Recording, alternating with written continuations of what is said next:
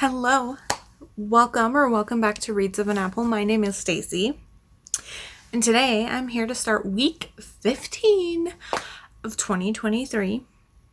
Now, if you are not new here, and if you have seen the last several of my weekly vlogs, I have been doing my opening clips for some reason on like Tuesdays, and guess what? Happy Tuesday! It is Tuesday again. Sunday was Easter and there were plans going on, and then I was working on things and time just got away from me. And then last night I was going to film a clip, and then I got sucked into a book, and then it was almost done, and I was like, I'm just going to finish my book. And then I was like, I'm going to film. And then after I finished that, I was trying to figure out what I wanted to read next. And I was like, you know what? I'm a little tired. I'm going to go to bed early. So I just went to bed early and totally spaced filming that clip. So we have a little bit of stuff to talk about. Hopefully I won't spend another hour like last week on my opening clip. So let's just kind of get into it now. It's just after 10 o'clock. The Avalanche game just ended. They lost in overtime, but because they at least made it to overtime, they got 1 point, which means that they have clinched first or second place in the Central, which sounds weird, but it's a big deal because first and second place get home ice advantage through at least the first round of the playoffs. So no matter what, we'll have home ice advantage, which is great, which means we get, of the 7 games for each round, 4 of the games are in our home ice, if you don't know hockey. So let's just kind of get into it. So before we do the quest calendar and then talk about books, I did get a package today that I will just kind of go through and show you what I got. So I had gotten an email like middle of the week last week that I had a couple free books from thrift books that were expiring, so I had to place an order so I could get my free books. So I just got a couple books, and then I got enough to qualify for like the $10 or $12 free freight or whatever it is, so it's pretty easy to hit. So I just got a couple of books, so I thought I would share those with you so that I can put them in my, I need to figure out where these are going on my bookshelves pile. So, I did pick up, because I have been wanting to read The Goblin King by Shauna Husk. This is the first book in this series. I don't remember what this series is called, but this is the first book in this series. And I'm pretty excited for this. This is a fantasy romance, and he is a goblin, and this was on my FarrowFab TBR for this year. And then I ended up just picking up audiobooks for FarrowFab, and my library didn't have this one, so I had it added to my thrift books cart, and then I never went back and actually made an order. So this was like already in my cart when I pulled up thrift books, and I was like, yeah, I'll just get it. It's already there. I want to read it. And it's one of those older paranormal fantasy romances, so it's just easier to find in paperback, I feel like. So I'm pretty excited to pick this up. I don't know when I'll pick it up, but I'm excited to try it. And a different take on goblins. And then the rest of the books I got are all by Jill Shalvis, because I am kind of slowly working my way through collecting a lot of her earlier mass market paperbacks, specifically her Harlequin and Silhouette releases. So first off, I have Get a Clue, and I have specifically been wanting this cover versus the other cover because I think this one is super pretty. This is one of her earlier standalones. I don't know if this has the original. Yeah, copyright 2005. So this is the first edition of it, because I wanted the original one, and it has the fun gold embossed lettering, which is super cool. But I don't think I've read this one. This is one of her few standalones that I haven't picked up. I have read most of her other standalone. It's her early Harlequin series books that I have not read. And then we have Chance Encounter. This is one of the Men of Chance Harlequin Temptations. I did read this book. I don't remember what I gave it.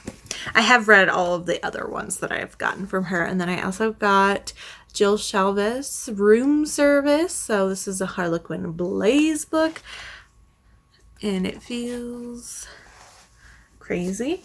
Okay, and then the last book that I picked up was Aftershock, which is one of the Harlequin Temptation Heat books. And this is one of, she had a couple different Harlequin series based around firefighters, and this is one of those.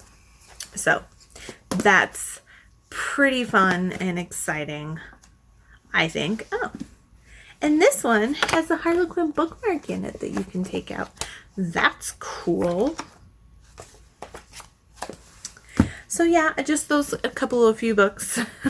Like I said, not much, just enough to get my free shipping. And then the other thing that I got in the mail that I might as well show you, since I tend to show you, is I got the newest edition of the Crochet World magazine. This is the June edition, so it does come out a little bit early. The two patterns that I saw in here that really spoke to me the most was this Zorana tunic. I thought this looks super cute. Super summery. And it's made with a DK, number 3 weight. So that's not too bad. And then the other one that I really liked is the Melange sampler throw, which is actually the one that's on the cover. I thought it had some interesting texture to it. And it's more of a lightweight blanket. It is made with a 4 weight, but it has a little bit of the more mesh and diamond stuff. But if you want to see, these are all of the patterns that come in the book. So I'll kind of zoom in for you. So that's the top half, and then the bottom half, and these stuff here are like charity ones, and these are specifically like chemo fashion hats or something like that. So they try to have a little bit of a theme, and there'll be like 2 or 3 themes. There's also quite a bit of thread jewelry, and then a couple summer doilies in here, but I don't really work with thread. I've tried once. It did not go well, but at some point I'll try thread again. But anyway, I just wanted to share that with you because it's been a while since I've showed you my Crochet World magazine, and it's something fun that happens. So now that that little bit is done, let's do the quest calendar, and then we'll talk about books. So if you have not seen any of my weekly vlogs, I have been playing the quest calendar. The 2023 theme is the Void Spark Chronicles. As you can see, quest calendars is created by Sundial Games. Fun fact, they are a Colorado company, so I'm supporting local, which is fun. But this is a daily calendar based around tabletop role-playing mechanics. So think it's a D20 based system. So think Dungeons and Dragons, Pathfinder, D20, those types of systems. If you could not tell, Void Spark Chronicles is a space opera, sci-fi themed journey, I guess I would call it, for this year. So think like Firefly, Star Wars, Star Trek, Battlestar Galactica. I mean, name a space sci-fi anything. And it'll be like in those same type of vein. So there's that. I always have them linked down below. So let's go over a couple of things, and then we'll actually go through playing because we have 3 days to play. So here is the companion book. I do get the extra version that has the companion book, and in it they have actually changed it for 2023, so it is now landscape format. They have added reusable stickers for equipment items and things like that. And what's nice about this is you have all of the characters kind of pre-leveled up where they can be, and it just makes things so much easier. And then it also comes with erasable markers that are like made specifically to work with this type of laminate. So here is the character we have been playing as, Zarilla Tur. Her race is Urzen, and she is a mystic. And then we also have this year, because we're doing like space flight, we also do have a character sheet for our ship, which is the Karnak, which is super fun. So there is that. Now let's do a rundown over what the actual game looks like, and then we will move on. So here is what last Friday's page looked like. You will see on every page there is a script type font. That is the actual story of what is going on. Then we'll have a block type font. Usually it's in a little box, and that will be the mechanics of how we're playing through that day's story. And then if it's a combat page, there'll be a little table with how many rounds, how many creatures, what types of rolls we'll have to make, and that sort of thing. I do want to mention Saturdays and Sundays are combined onto one page, and everything we need to know to play that day's page is on the back of the previous day's page. So there's like no spoiling unless you like intentionally spoil yourself, which is great. So let's just see. We are in a new city. We have offered transportation services to some citizens, and we have dropped off 2 scientists, and so we are just kind of waiting and passing time exploring this new world and city until we can kind of figure out where we have to take the scientists on this planet. So here is where we are today. That's interesting. That looks almost like a dust storm tornado situation in the background. Let's see what it says. Dr. Latimer has found a scrapyard far outside the city where their friend has likely taken up residence. They are willing to pay you for the escort. Okay, so we have 2 different options. A, travel directly across the chasm, and B, travel around the chasm. So both are a wisdom roll, reminder, survival list. So I'm guessing here's the chasm, or maybe the chasm is back here. So we're either directly across or going around. I mean, directly across will probably be the quick route, but most likely the more dangerous route, just kind of going off of basic ideas.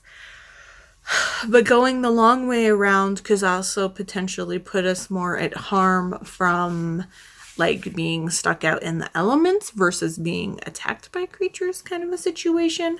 So let's look at the back of and see if there's any information.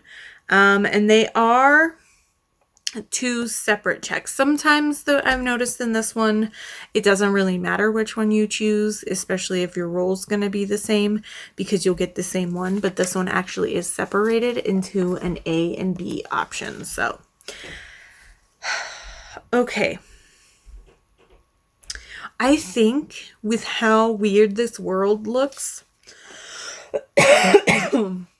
even though it might be more dangerous, I think taking the more direct route to get there quickly, because this doesn't look like fun terrain to be out in for a longer period of time. So I think we're going to go the fast but possibly more dangerous route.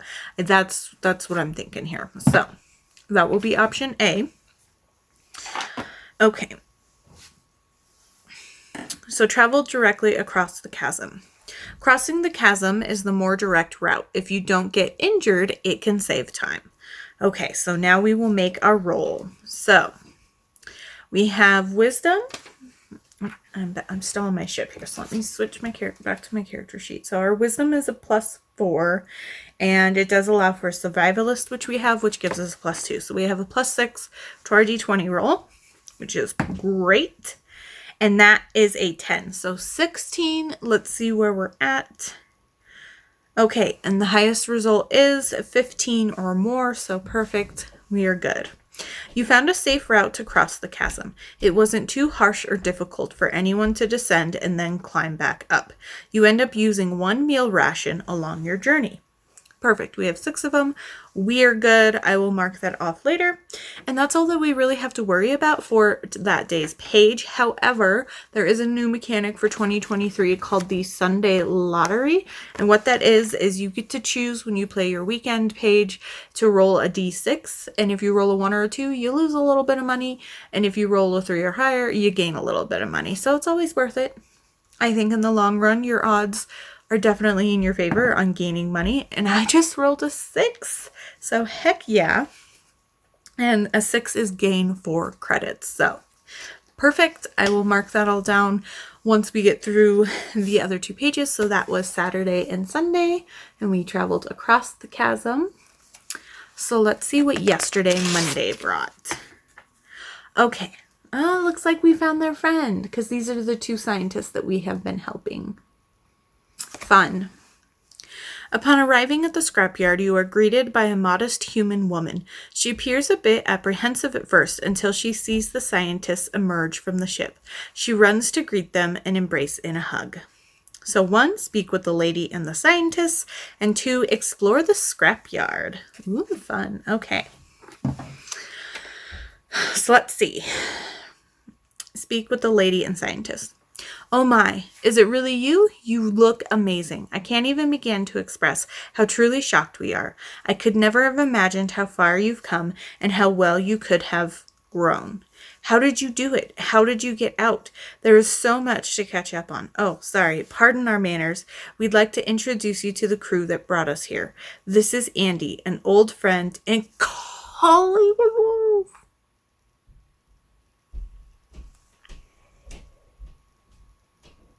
I thought for a second that we were going to be meeting the character that we played in the prologue. And then it was like human woman. And in my brain, I was like, okay, this isn't the character that we played in the prologue, but its name was Andy. What? Okay. This is great. Okay. Anyway. So we have to make a charisma roll. So our charisma is -2. However, we do get a bonus depending on what our virtue is, and our virtue is a +6. So because our virtue is 5 or more, we gain a +2 bonus to our roll. So that means we just get a straight d20 roll. So let's see what happens.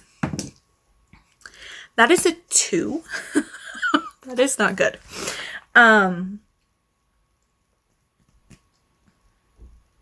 going to use time step. Once per page, we get the chance to re-roll any die roll. So I'm going to use that for Monday's page. And okay, that is a 13. That is a 13. It's better, so I can't ask for more, right? And okay, we just needed an 11 or more. Nice to meet you. I used to work with Dr. Latimer and Dr. Serpent at a lab. We have a lot to talk about.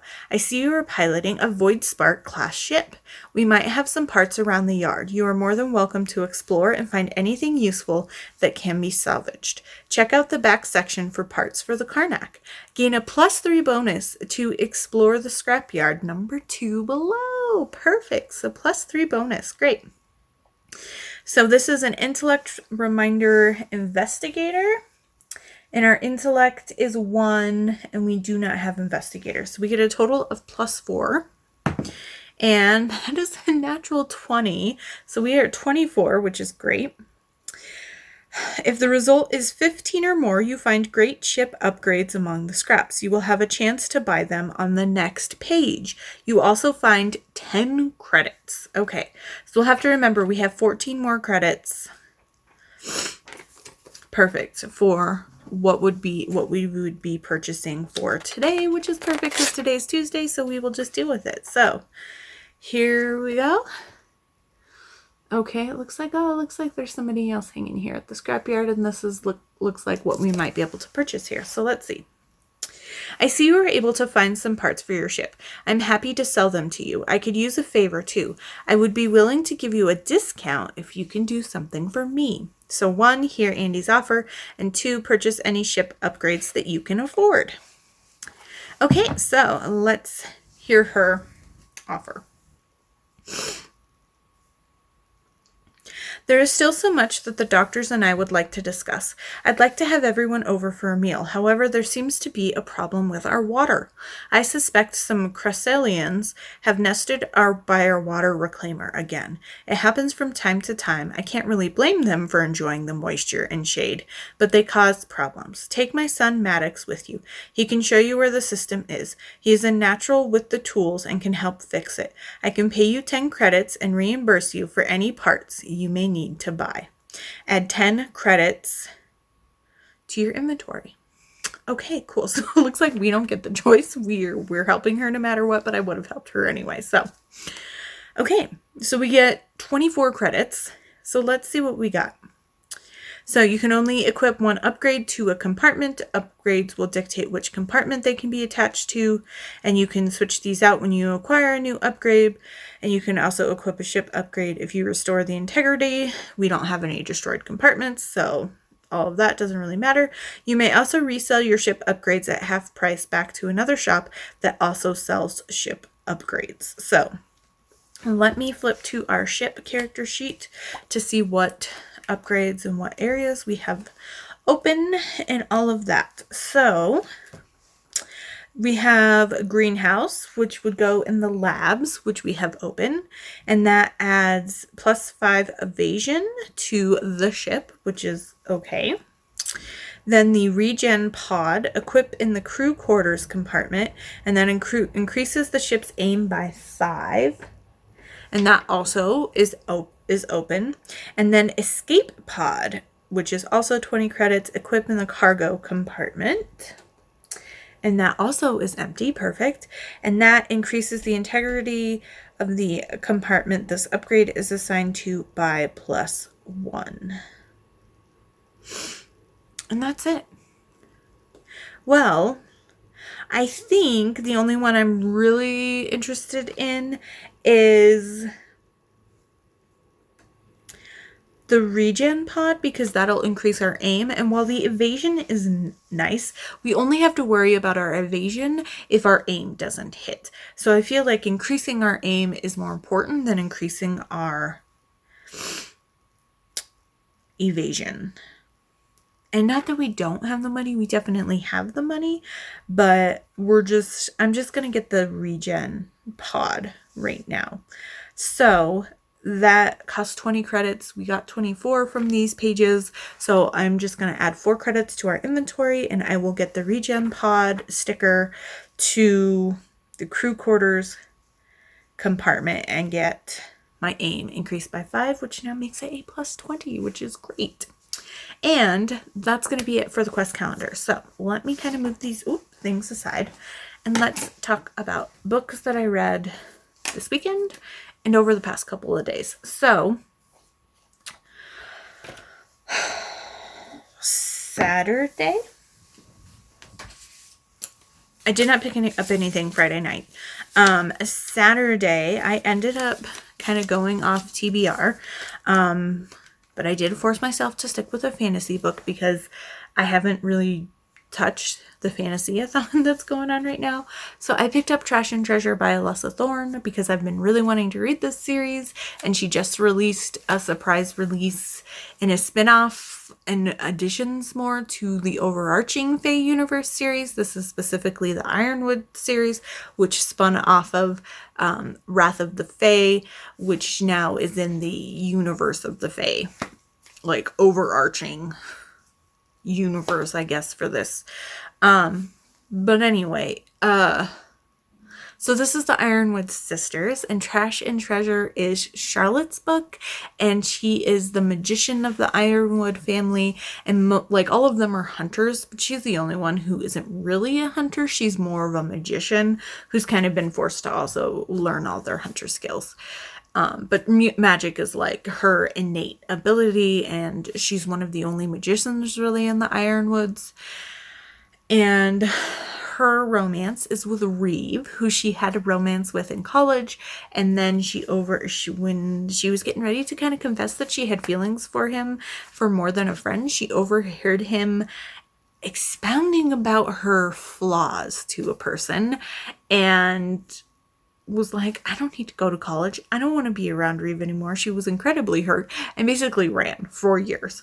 And hasn't talked to him since. But at the end of the previous series in Wings of the Night Prince, we had the battle with Morrigan, and the Great Drakes came in to help with their magic, and so her and Reeve were finally reconnected, and now we are dealing in this series with Morrigan's generals.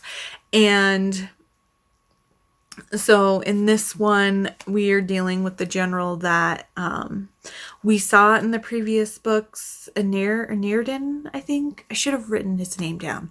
But he is like a magical bard. And so they are she's teaming up with him and his family, which we need a spin-off of the Great Drakes family. Like, yes, please. Especially as a grumpy older brother. I'm here for him. But anyway, I loved it. I mean, I love Alyssa Thorne. I love this world that she's created. And I gave it 5 stars. It was just so good. We do get a fated mate situation here, even with them both technically being humans, because the reason why Reeve's family is the Great Drakes is somewhere in their lineage.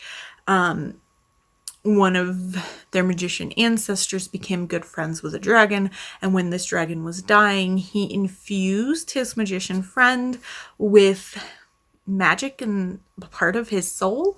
So that's why their magic is really strong, is it's kind of passed down from this demon influx or dragon influx of magic into their ancestry, and they have other like dragon elements now. Another reason why I'm very interested in the oldest brother is there's talk about how the oldest male or the oldest sibling in each generation kind of gets the brunt of the dragon power, and they kind of go a little bit crazy and a little bit mad because of this like overwhelmingly dragon influence when they're humans, really. But one of the holdovers that everyone gets is that they do kind of recognize who their mate is. And he had recognized Charlotte as his mate very early on. And he was saying all those flaws because he was trying to keep this other person away from Charlotte. But then she ran and wouldn't talk to him, and he didn't push her enough to explain himself. And they kind of get forced into working together. And she just really finds her place with his family because they're one of the only peoples that she doesn't have to like dumb down or just not talk about magic around, because her family doesn't understand the magic. And here she can just be free as herself. And it was just so good. It was so good. So I started this on Saturday and I finished it on Sunday. I gave it 5 stars. I loved it to pieces. And we get a lot more hints. There was hints about who all the sisters were going to be paired up with, but we get more hints, and everything's a little more firmed up on who's getting paired with who. So I'm very excited for the rest of the series. But anyway, for Trash and Treasure, for Gildathon, I use this for Hearth and Home, which that prompt is a book that gives you a cozy feeling, and Alyssa Thorne is a cozy author for me. For the Pretty Pretty Princess board game challenge, I use this for the sky prompt because there is a sky on the cover, a night sky more specifically. For Read the Season, I use this for holiday number 1 to cover the letter I because the series name is Ironwood. For the Fantasy Readathon, I use this for a fantasy romance and indie author. And then the reason why I kind of picked this up is I started the Alchemy side quest for the Magical Readathon, of which the prompt was read a book that has night in the title or it's nighttime on the cover. And so that's why I was like, I'm reading this because it's got nighttime on the cover. And do I still have my classes left to read to finish? Yes. But I wanted to get going on the Alchemy quest, and I really wanted to read this. And after reading this, I couldn't not pick up book 2 in the series, which is God Touched. This is Imogen, who's the second oldest daughter. The oldest daughter is Braun, who was the heroine in Wings of the Night Prince, which is how we kind of met the Ironwoods. And Imogen is, she's kind of the crazy one. She had drowned and died when she was a child. I think she was 8 years old, but then she was, resuscitated. And since then, she has lived life on the edge. Basically, she kind of talks about how, she really feels like that was her moment of escaping death. And since that moment, she has known at some point death will catch back up to her. And so she lives life to the fullest. She doesn't really have any close relationships. She has a lot of one-night stands just because she feels like death is always around the corner for her. And there is a reason death is around the corner with her, because her romance is with Arwen, who is the Welsh god of death. I love this book. I feel like every Alessa Thorne book, I'm like, oh no, this is my favorite. No, this one's my favorite. It was just so good. And Arwen hasn't been in the human realm for a long time until Morgan calls in her favor in Wings of the Night Prince. And when he shows up at the big battle with her, he sees Imogen. And so they've kind of had this thing. And since she saw him at this battle, she's been having one night stands with like goth dudes. Because she's really attracted to Arwen, but she's not gonna go there. And then she ends up kind of in the previous book, she ends up having a couple close run-ins with death. One where she actually ends up dying, and he sees her at like the gate to the city of the dead, and he's like, "You're not supposed to be here yet." And he ends up healing her. So he calls in his life debt with her to make her the human emissary between his court and the Fae princess.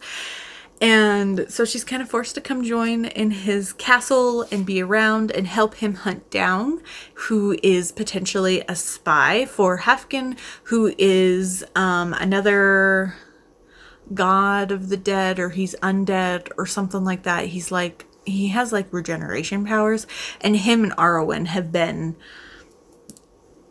contenders and just battling for centuries.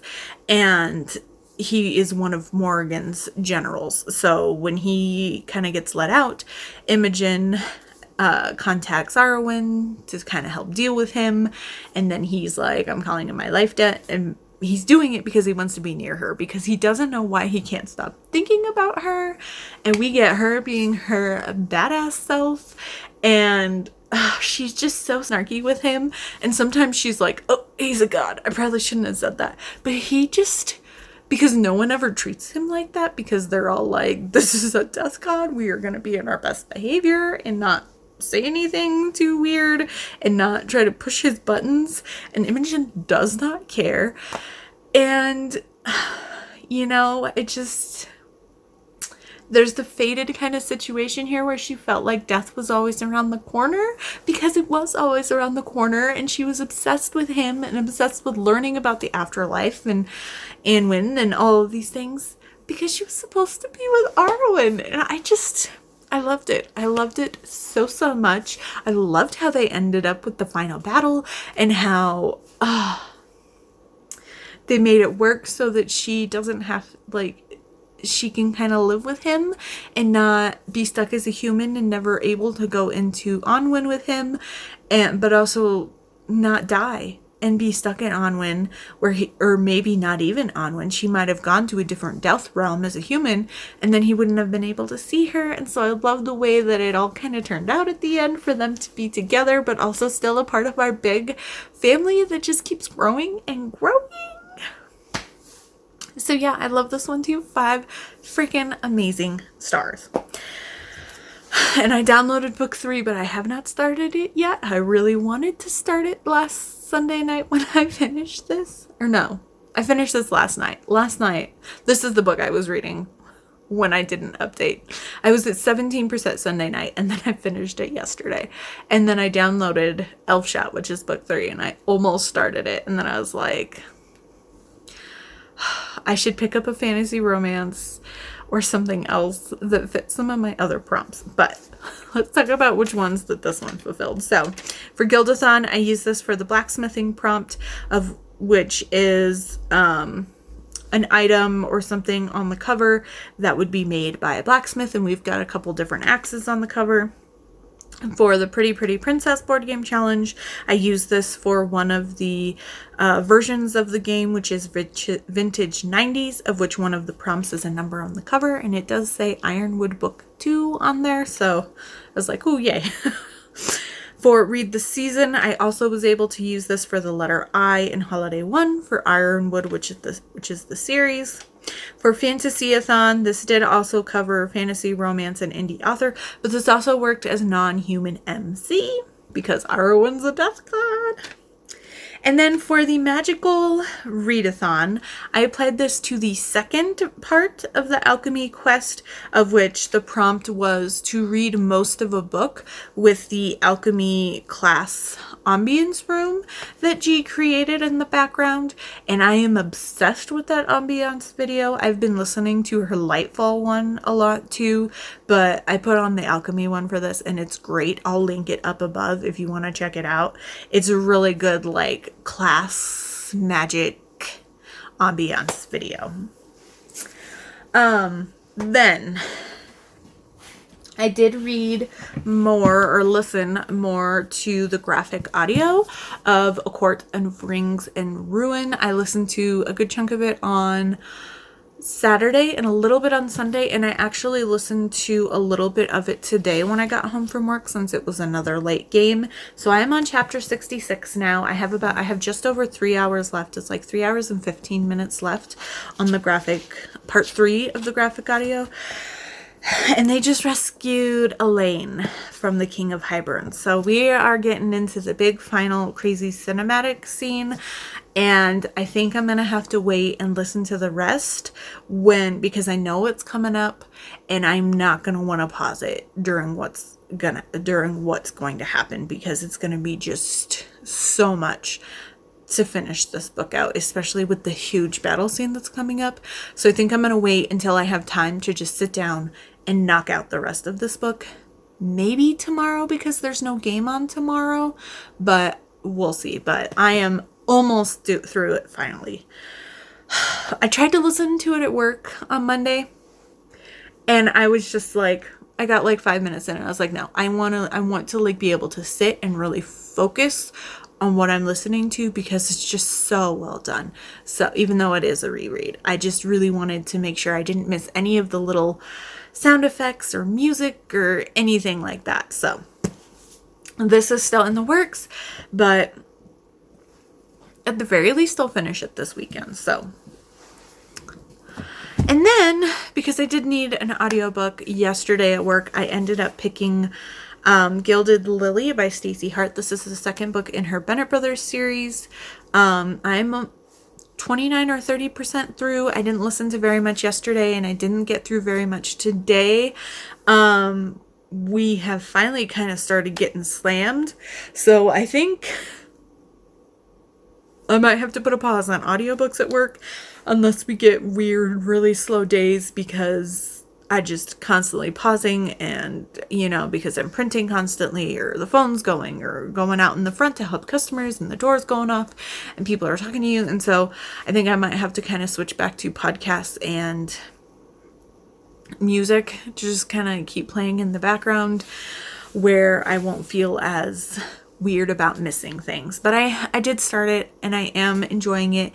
This is Cash and Lila, and Lila is the older sister to Ivy, who's one of the workers at the family florist shop, and Cash is Caroline, because this is gender swapped retelling of the Bennett family from Pride and Prejudice, and he's like the head gardener dude, and it's very much an opposites attract, and so far it's been really cute and fun, but we'll see. They're just kind of starting to get together and have that tension kind of be acknowledged by both of them, so we'll see how it goes. I have one more book to talk about. So today, during the second intermission and like half of the third period of the game, I picked up Girl in the Hockey Jersey by Ainsley Booth. This is a novella that's available for free. That is the prequel novella to her new Off the Ice series, I guess. I haven't read Ainsley Booth before. This is hockey romance, obviously. And the first book that this is the prequel to came out in March, and it is a full-length book, and this one does associate with that first book. So this is Harper, I think. We don't get her name very often, and Keenan, and he is a hockey player. He's on Arizona's team, and they're in Buffalo, and they're at an after party after they win the game, and even though Harper is from this area, she's wearing an Arizona hockey sweater that's his hockey sweater, and they end up kind of having a one-night stand, but it's definitely like more of a deeper connection than you would expect. And I know that the first book picks up like 2 years later when they reconvene. Or that when they find each other, but she is very kind of, it's interesting situation. I think I'm going to give it 4 stars. So I'm definitely intrigued to read the full book. I don't know when I'll pick it up, but I'm definitely intrigued to read it because she talks about how she doesn't like hockey players and how she shouldn't like hockey, but she does enjoy the game. But she likes to, when she goes to the Buffalo games, wear the opponent's jerseys. And she says that like she doesn't like hockey, but she enjoys the game. And she doesn't care who wins.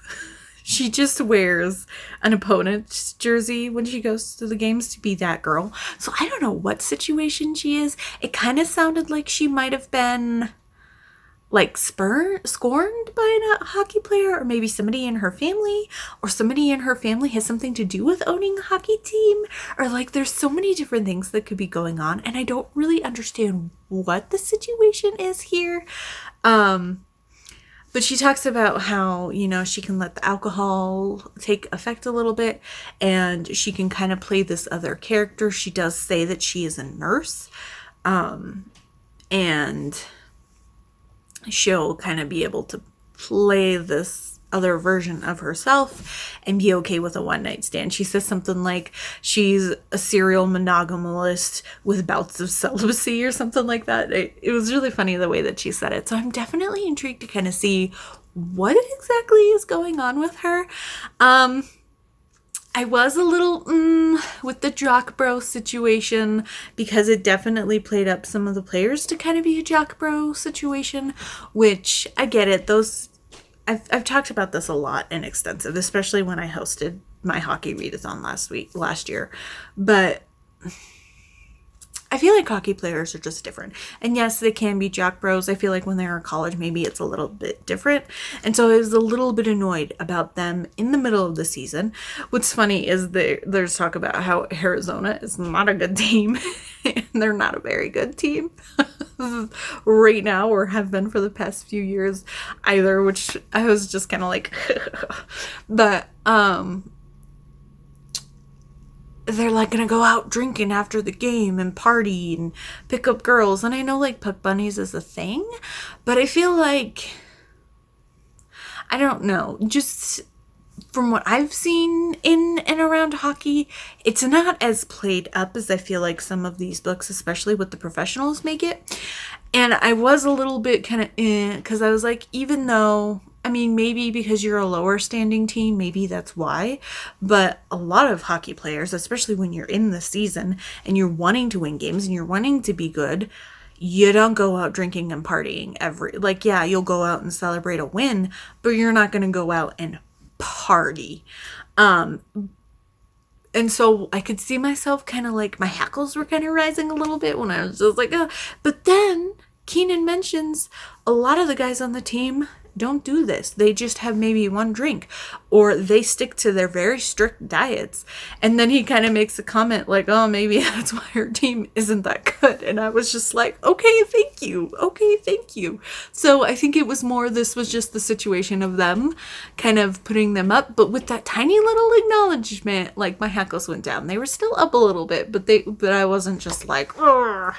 So I did enjoy that acknowledgement of a lot of hockey players, are very strict, but this team's in the bottom of the standings, and so maybe that's a reason why they're in the bottom of the standings.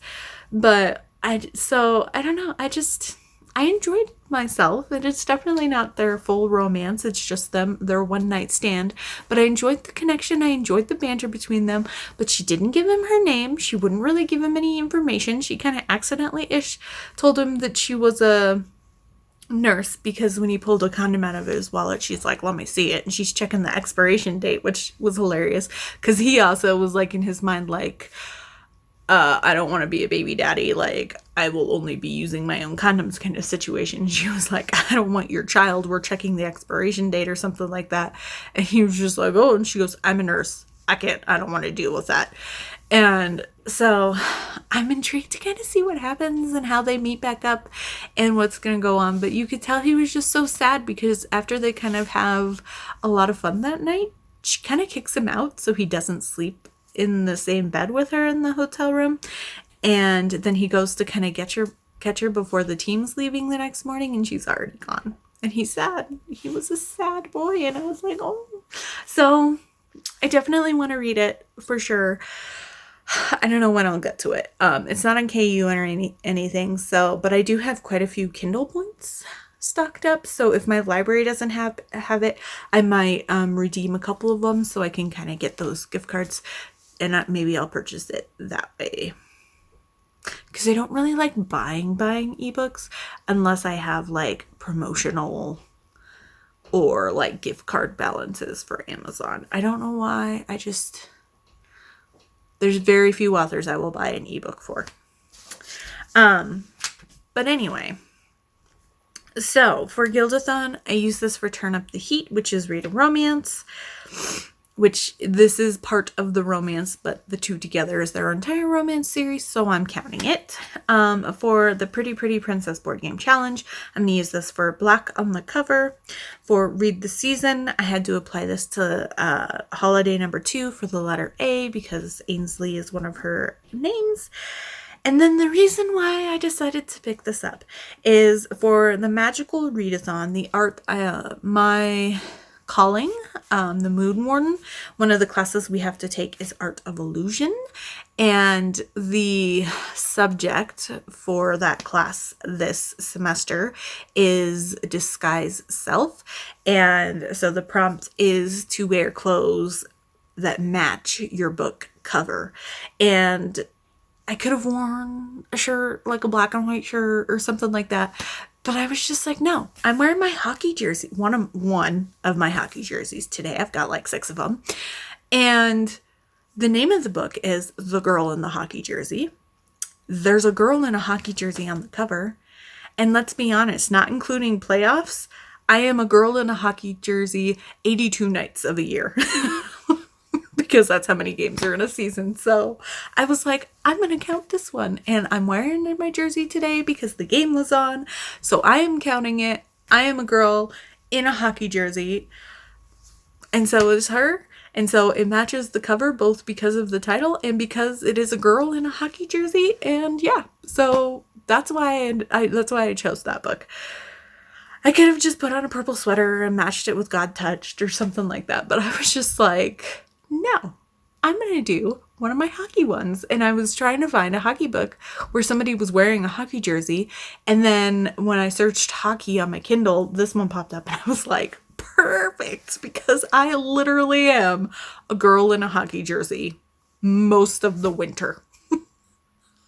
So yeah, I don't know why. It just makes me happy and I'm a nerd like that. So I'm sorry, but yeah. As for what I'm going to pick up next, I have no idea. I still have a huge stack of my TBR sitting right here. I would definitely want to read more fantasy romance because I have that for the fantasy readathon going on. I've only covered 3 of the 9 prompts.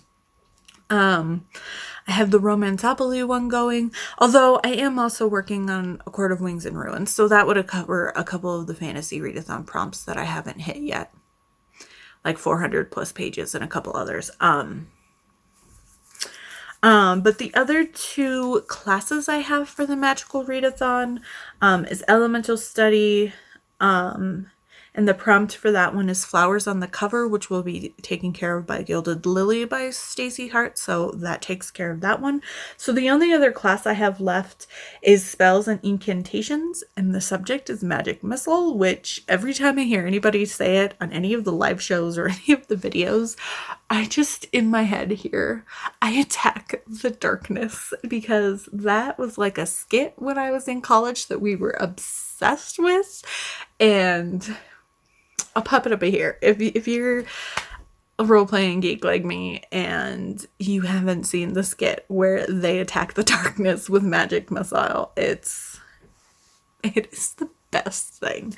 But anyway, so the goal is to read a book that's 389 to 415 pages, because you gotta be precise. So,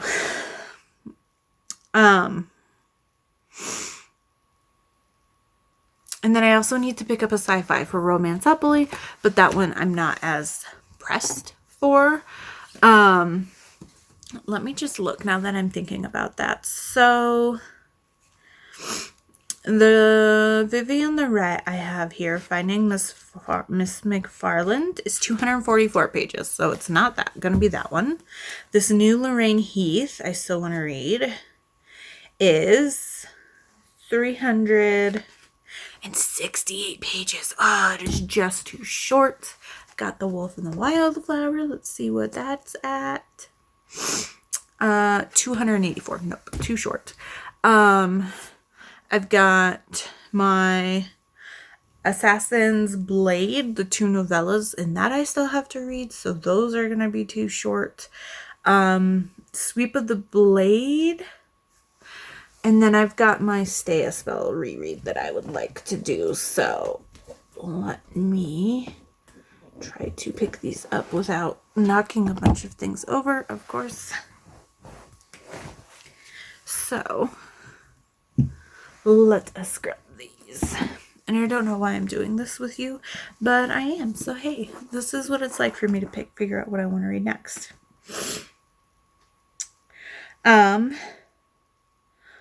Okay. 311. No. This is 100 pages too short. So, not the Alona Andrews. Okay, so how about Wolf Gone Wild? Okay, this one's 367 pages. Is Wolf Gone Wild. However, I think the Kindle edition is just over that. So I could check it out on KU and read it on KU. And then I'm not picking up another book that's not on my TBR. I know the Alyssa Thorns are too short. Those are like more in the 250 page range. So let me just...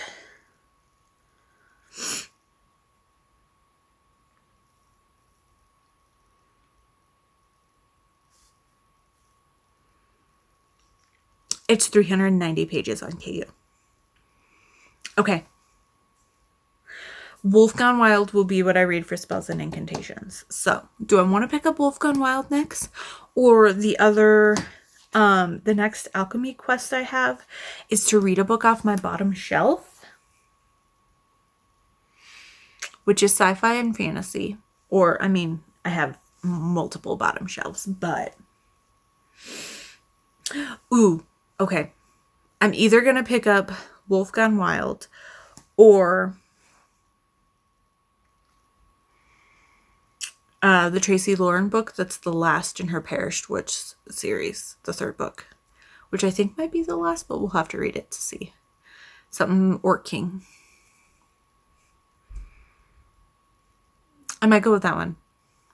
Because I know when I start Stay a Spell, I'm going to want to just binge the series. So I feel like maybe I should get my other books done first, and then I can just binge that series. I don't know. We'll see. I will update you tomorrow, and then you will know what I end up picking up. But I will leave you. We kept it under an hour today. Not by very much, but we're still officially under an hour because we are at 55 minutes. So I will stop rambling at you. I will see you tomorrow. I hope you have a good Wednesday. Happy hump day. And yeah. Hello. Happy Wednesday. I don't have too much for you today. So, yeah, I'm just going to leave it as is. So, one quick thing I did today, get in the mail, A Problem Princess by Anna Harrington. This is the 6th and final book in her Lords of the Armory series. This actually came out yesterday, but for some reason it didn't ship till this morning, and then it came same day. So I don't know why I didn't get it on release day, which was yesterday like normal. But it came in less than a day, so I don't know what was going on there. So, more book mail. Super excited to have this series complete. And I don't know what she's gonna write next. It's intriguing. And now I can like binge the rest of the series because I've only read the first book in it. But Anna Harrington is one of my auto-buy authors. So, yeah, I'm excited for that.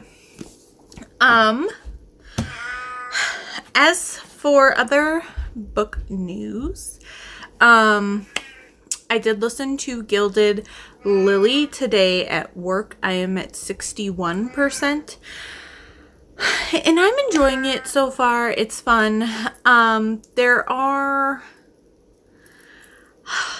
They're catching feelings, and you can kind of see a little bit where it's going. We've got some issues. I didn't really get into it too much yesterday, but so Lila is a wedding planner, which I think I mentioned. But she works for like a very prestigious company, and right now she is not only planning a wedding but planning a birthday party for this family. They kind of give me like reality show, but like Kardashians, housewives kind of situation where they just cause drama to cause drama, and they're just constantly being filmed as they do things around town. And in the very beginning of the book, she is living with her boyfriend, and she comes home to find him having sex with the youngest daughter of this group, who isn't even, they didn't say how old she was, but they just said that she couldn't even drink yet, which makes me think she's like maybe 20, and she's kind of towing the line of 21. But so yeah, then she breaks up with him.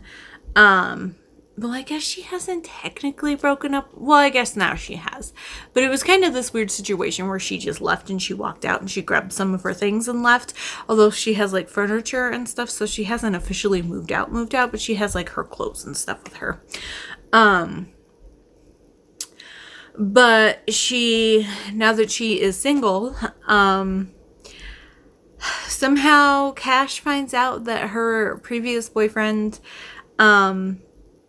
wasn't very good, or was very selfish in the way that, like, it's been months since she had an O, but they definitely were doing it. And so then something comes out about her just needing to kind of let free and blow off some steam and have a rebound fling. And she is with Cash, and they both kind of hinted it a little bit, and then it's like boom, and they are doing it, and they are doing it all the time. And I feel like he has been kind of low-key pining for her, but it hasn't like explicitly been expressed. I'm just catching signs that he's kind of been pining for her, or at least has had like a crush on her or something. And she was so staunch about how like dirty and unkempt and unsophisticated he was, that I think she was like secretly hiding her hots for him because she was taken. But now that they've acted on it, and she is catching feelings, but of course, you know, this is supposed to be a one-time thing, no feelings, just rebound situation. And of course, she's kind of trying to prod to see how like if he'd be interested in something more, but of course he's trying to like not scare her away from him, so he's like trying to be like, yeah, let's keep it a one-time thing, because he doesn't want to scare her away. And so you can just see it coming. But I'm enjoying their banter and their connection, and the family that she's dealing with is just absolutely bonkers and crazy, and I feel so bad for her, and I feel like she's gonna kind of go through a career change situation, because I just feel like somehow, you know, her boss is gonna somehow turn things around on her, and she's gonna get fired or have to take the fall for something that wasn't quite her fault or was the fault of this family, and she'll have to kind of start her own job. And what's interesting with Cash is he very much isn't like it's not that he's not enjoying life, but he like doesn't have like that goal he's striving for. Like, he is perfectly happy just being the gardener for his family and for the family nursery, and he's super into like crossbreeding plants and creating new breeds of plants and stuff, but he does that for free on the side, kind of a situation.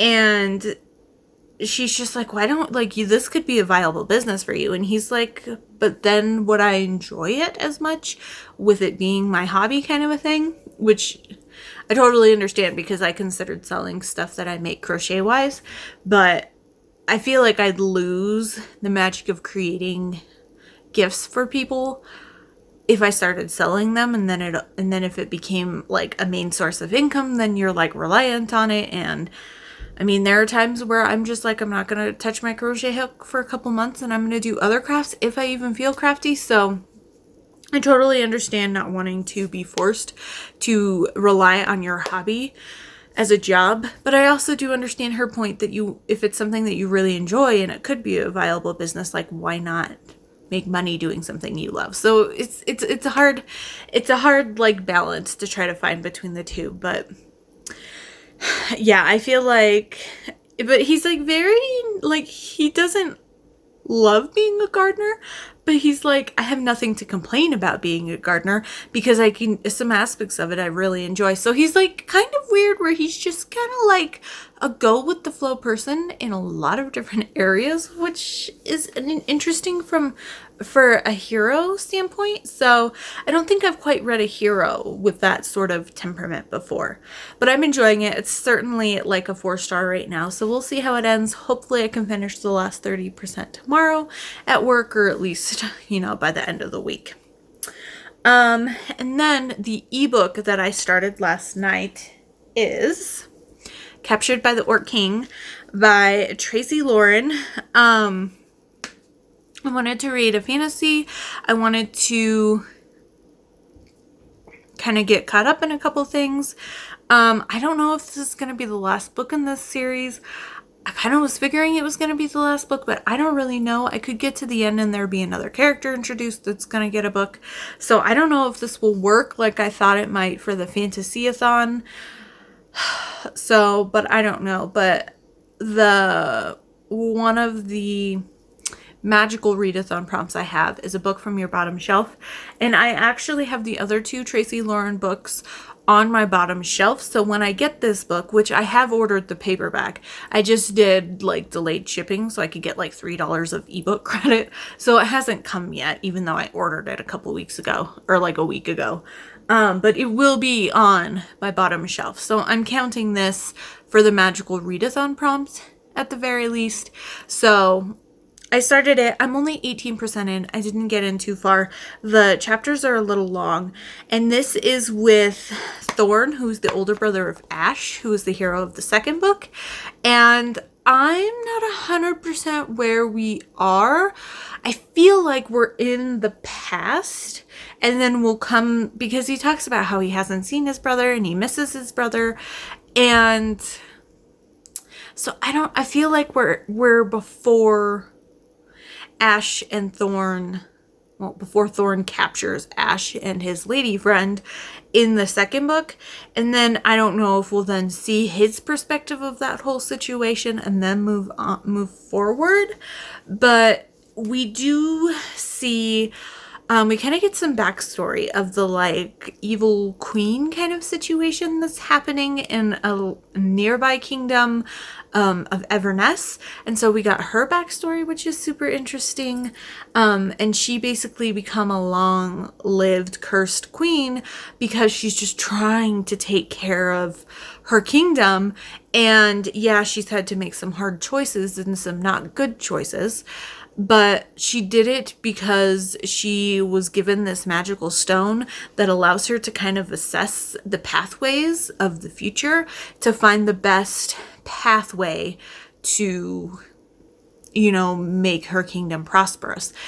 But it's not quite working out in her favor as far as how people see and treat her. But her kingdom itself is prosperous. So she has somehow willed a magical amulet medallion thing to Thorn, which I vaguely remember him wearing. It's been a while since I read the second book in the series. I just remember I did not like the situation when Thorn captured his brother. So, I mean, it's going to be a task to redeem Thorn in this book. So he is going to be taking over the city that, like the main city that the first two books are in, to take it over from that evil king. And he's hoping to do it in this other queen's stead. And he'll kind of be like her go-between for the two cities, or he'll like be her ruler there, but she'll be the one like in charge kind of a situation. So we'll see what happens. I'm only a couple chapters in, and I don't know if she's the heroine or if our heroine is going to be something else. I'm inclined to think our heroine's going to be a human and not this.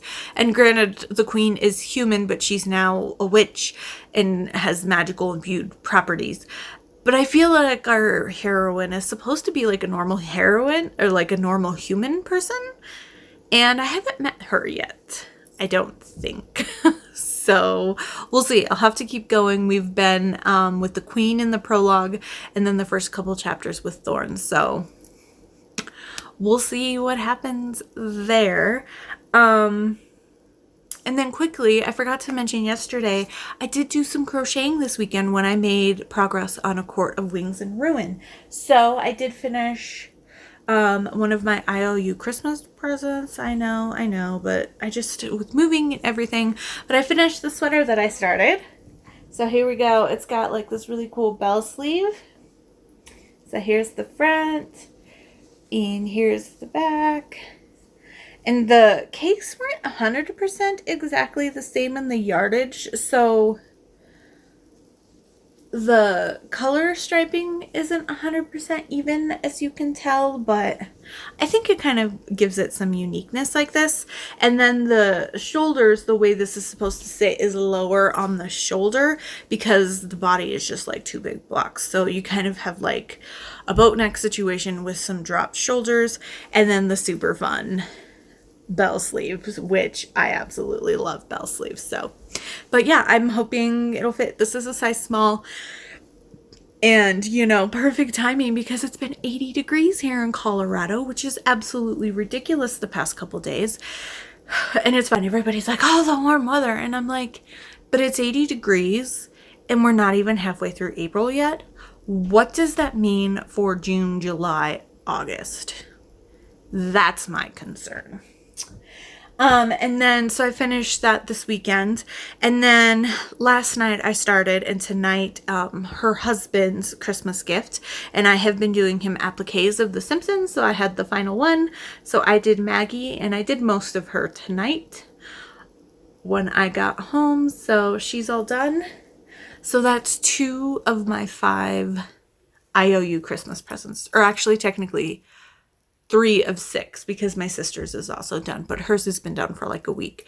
So yeah, I just have 3 more left. Another sweater of the same pattern for my brother's girlfriend. And then I have a little amigurumi to make my brother. And then I have the present for my boss, but I'm not going to say what it is because I know that she watches my videos. So let me do the quest calendar and then we will wrap up. And I have not set up the quest calendar. I don't know what I was thinking. So I will be right back and we will do the quest calendar. Okay, I'm back. And I got the quest calendar all set up, so let's just get into it. So yesterday we lurked through the scrapyard with Andy and her son, and then we took the regeneration pod, and then she tasked us with going to remove some people from some alien creatures from like her water system area. So let's see. Okay, yeah, those are creepy things, that's for sure. They're a little bit lizard-like. Okay, Maddox takes you for a long walk to the water reclamation system that is further out on the property. He's a joyful and clever kid talking about his life on the planet at the scrapyard. When you come to the water system, you find it overrun by the Crasslayan? Hold on. Crasslayan? It's Craaslaen. Lizards. So we've got two options for number 1 and then number 2. So 1A is to scare them off. 1B is to lure them away. And then 2 is to fix the water reclamation system. Okay, so 1A, scare them off, will be a strength roll with intimidating in Animal Tamer, and B is a charisma roll to lure them away with Animal Tamer. Now, our charisma and strength are the same, and we do have Animal Tamer, but we do not have intimidating. And I think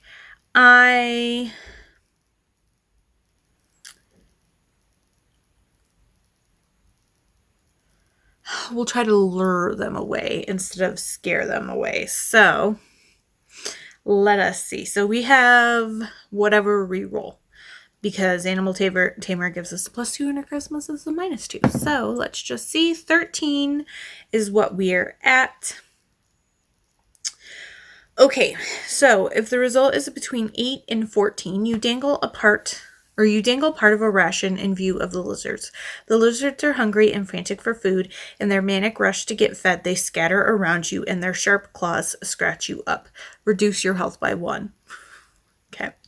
We don't need to try to waste a reroll to get higher than that. I think that's fine. We'll take the 1 damage.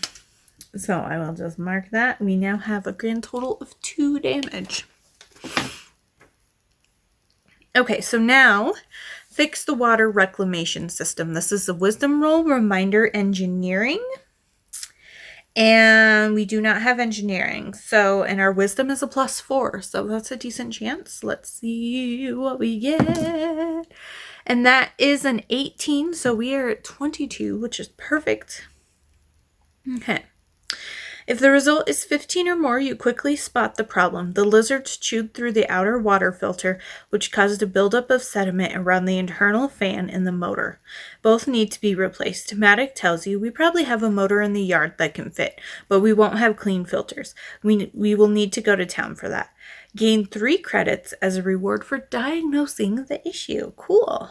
So we got a little bit of credits, and I'm guessing maybe that's what we're going to be doing next, is either joining him in town or taking him to town or going into town ourselves and finding a water filter. But who knows? Maybe we'll just be moving on and they'll just handle the water filter by themselves. So yeah. All right. I think that's it for you today.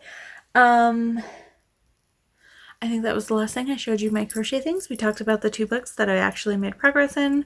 And yeah, I need to start finishing some books though, especially my audiobooks. I had planned, it's just after 9 o'clock.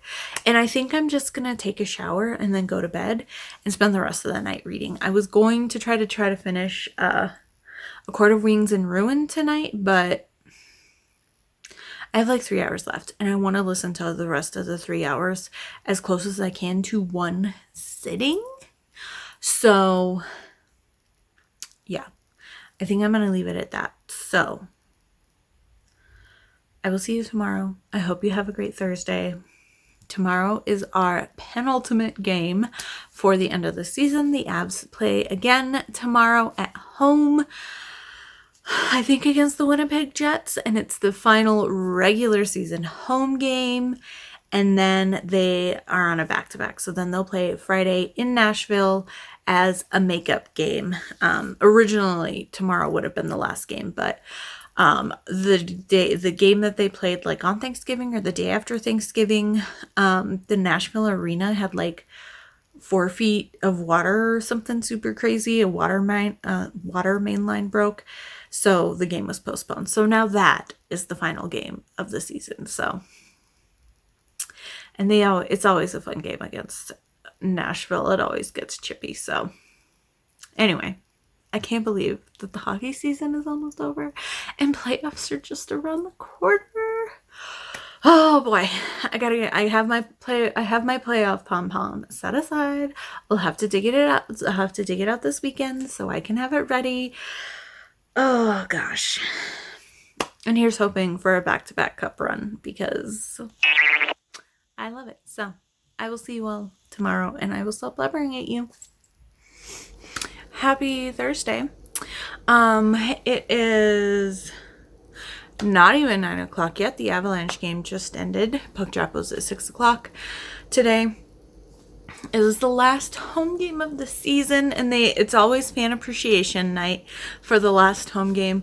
And what's always so touching and it makes me kind of tear up is they do jerseys off our back.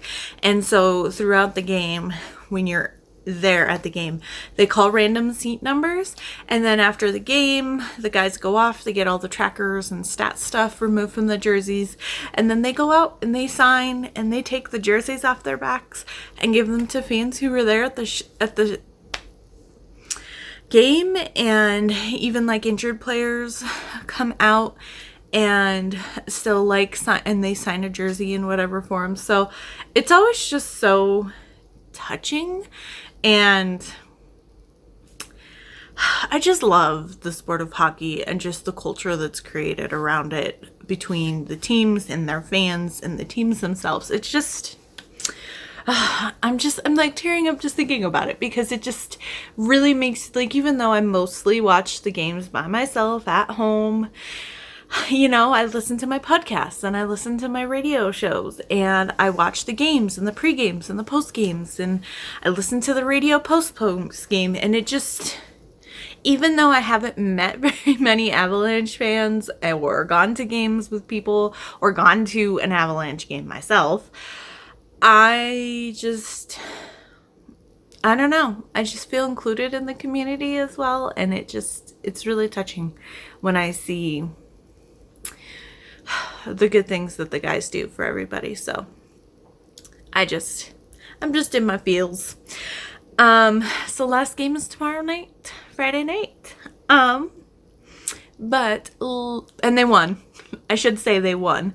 I have not seen yet if Dallas won.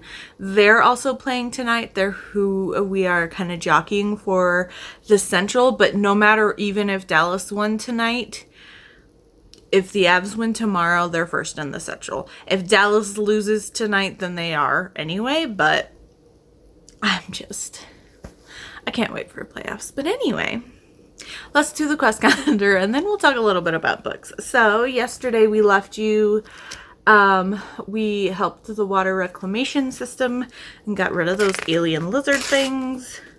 Oh, okay, yeah. Looks like Mama Lizard or something, or just the close-up. Look at that. That's cool. Okay, you and Maddox turn to head back to the yard. A large Crasslayan queen blocks your path. She is angry that you disturbed her nest and babies. Great. Okay, so this is a combat. We're going to have 3 rounds with her, as you can see, and it will be an attack roll, a damage roll, and then it looks like a strength roll. So let's see. Ooh, this is a very short one for today. Engage in combat. Combat for today will operate in the following ways.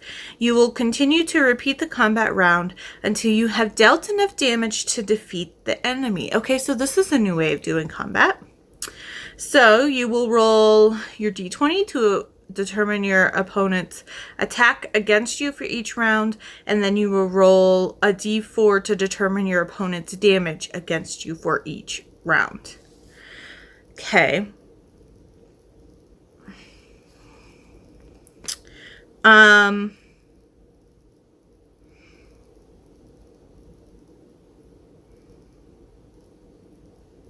Okay, so we get attacked no matter what. A lot of the times when we're in combat and it goes multiple rounds, if we do enough damage, they are like stunned, but there's no option for them to get stunned. So we are going to take some damage, which is not fun. Oh boy. Okay, so let's hope for high rolls here. So for attacking, our attack is a +6 and our damage is 2d10 +2. So hopefully we just need to do a couple of rolls to get through this quickly. So +6, that is a 15, so we are at 21, and we need a 15 or more to hit. So perfect, that will be the number we will be needing. And damage roll. I mean, I can't get 25 in one, but hopefully we just need to do 2 rounds. So 9, is that a 9 or a 6? It's okay, so it's 15, 16, 17 damage. Okay. Alrighty, and then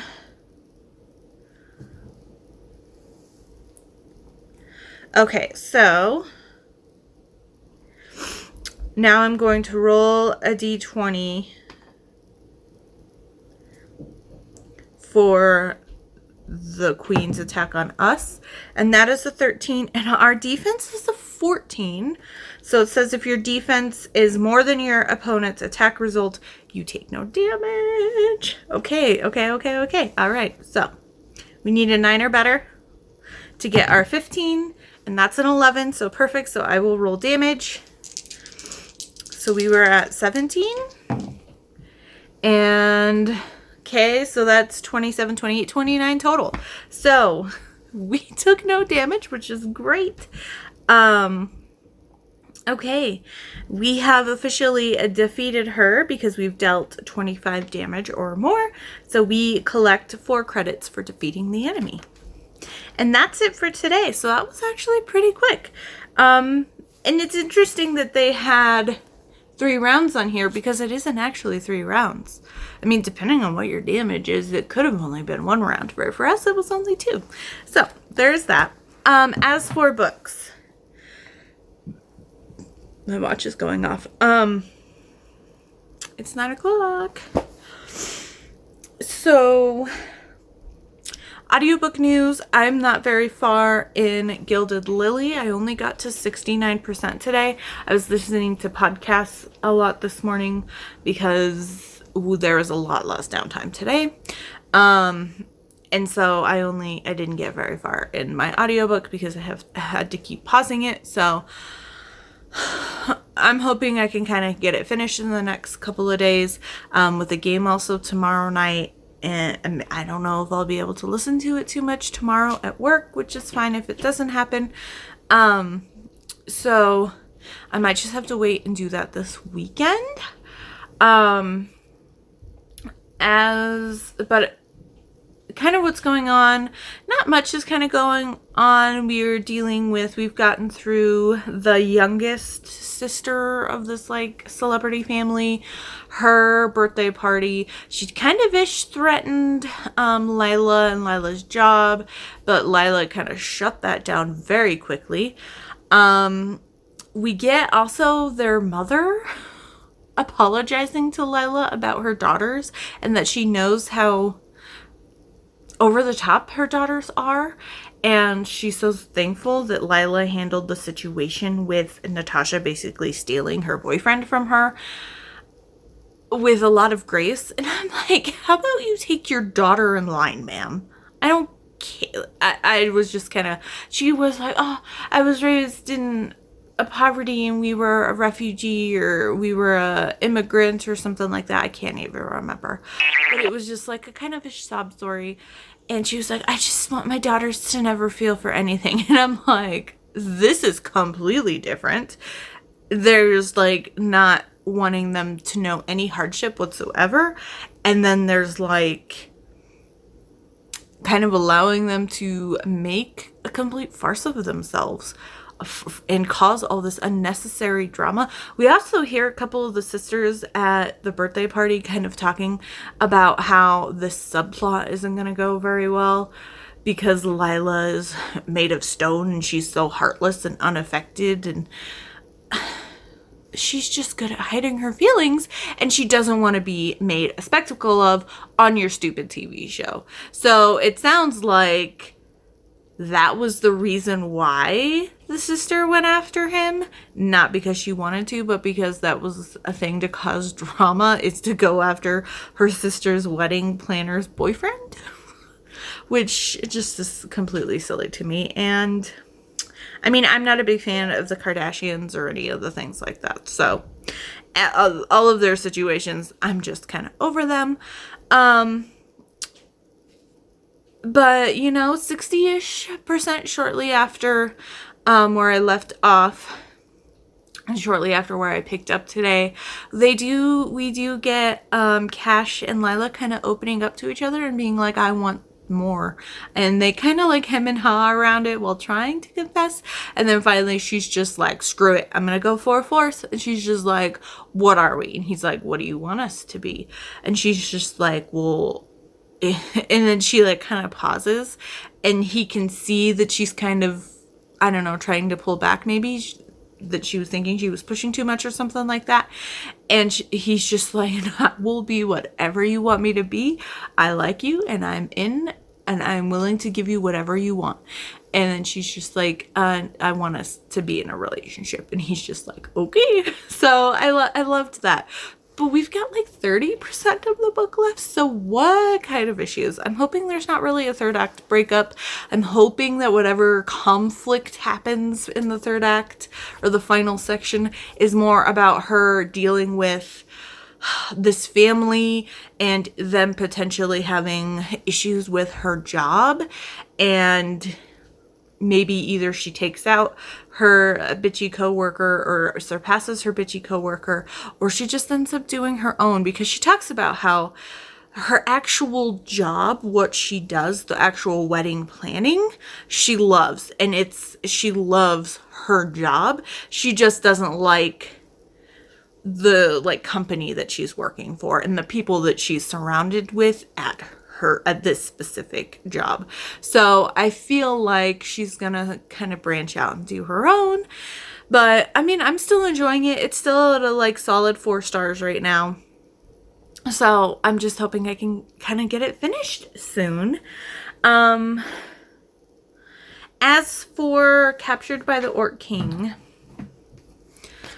I was at 38% last night. I did not read very much, but I read during the Avalanche game, and I am at 80%. I'm on chapter 37.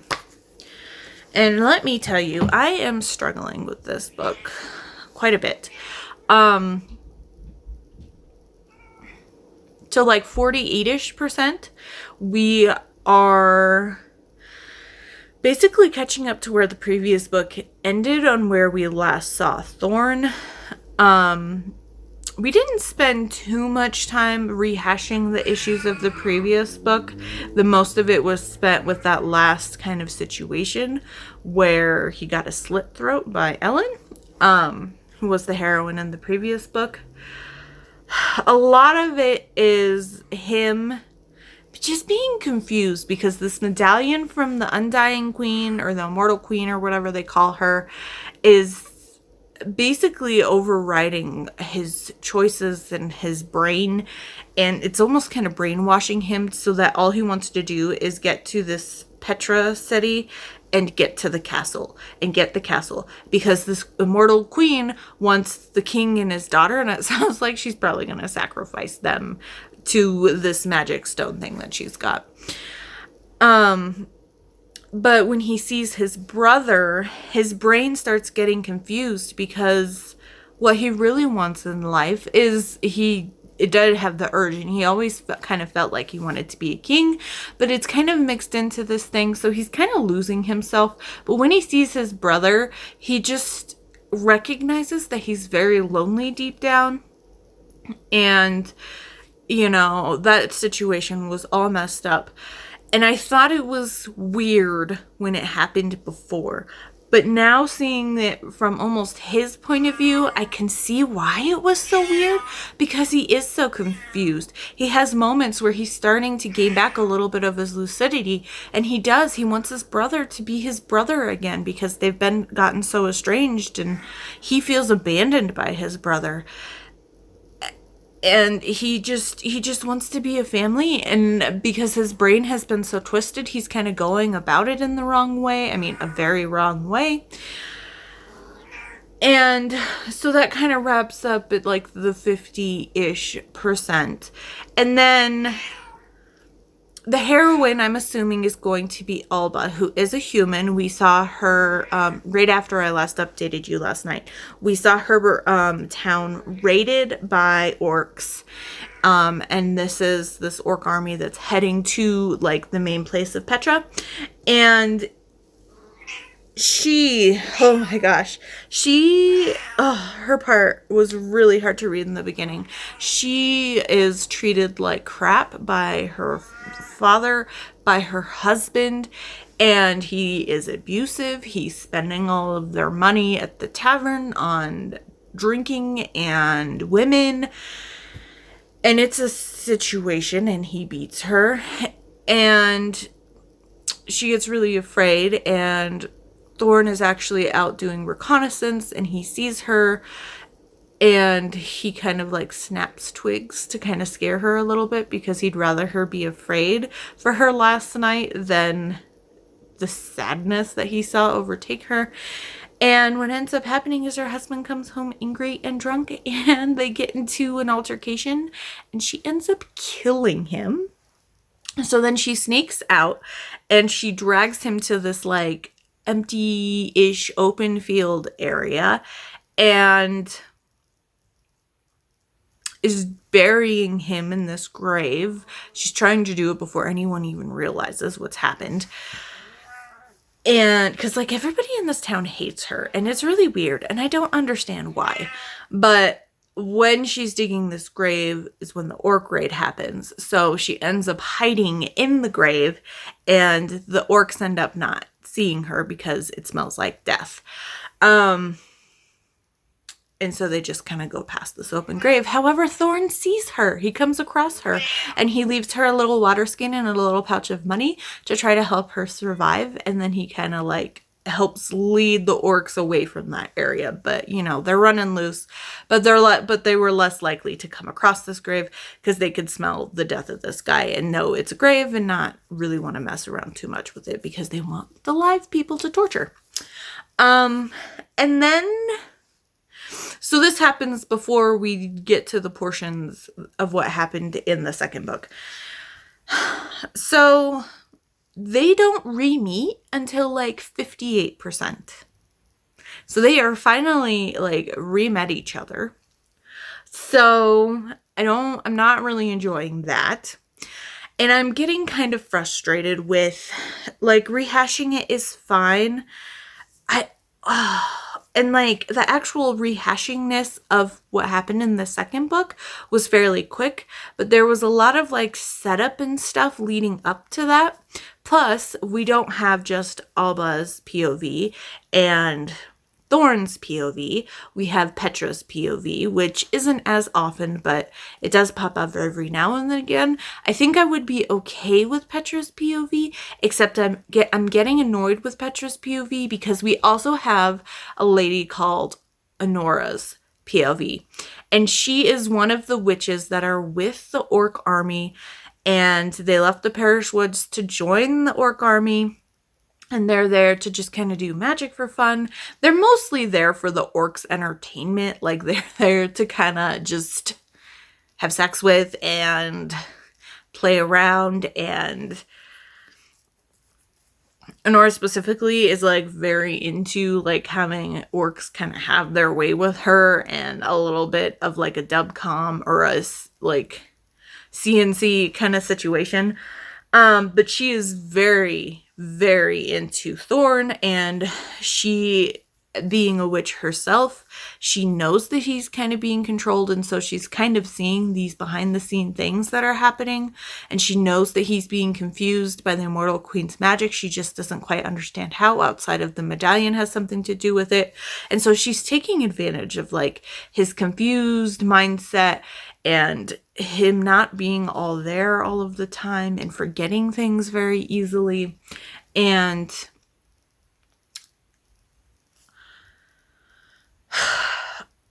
she's hoping to kind of manipulate and coerce herself into becoming Thorn's queen.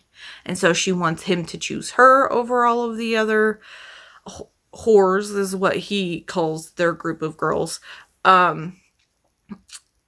And he just doesn't like her, but she just has it set in her brain that he likes her best, and she's gonna be queen, and she deserves the power, and so I'm just like, I'm over her.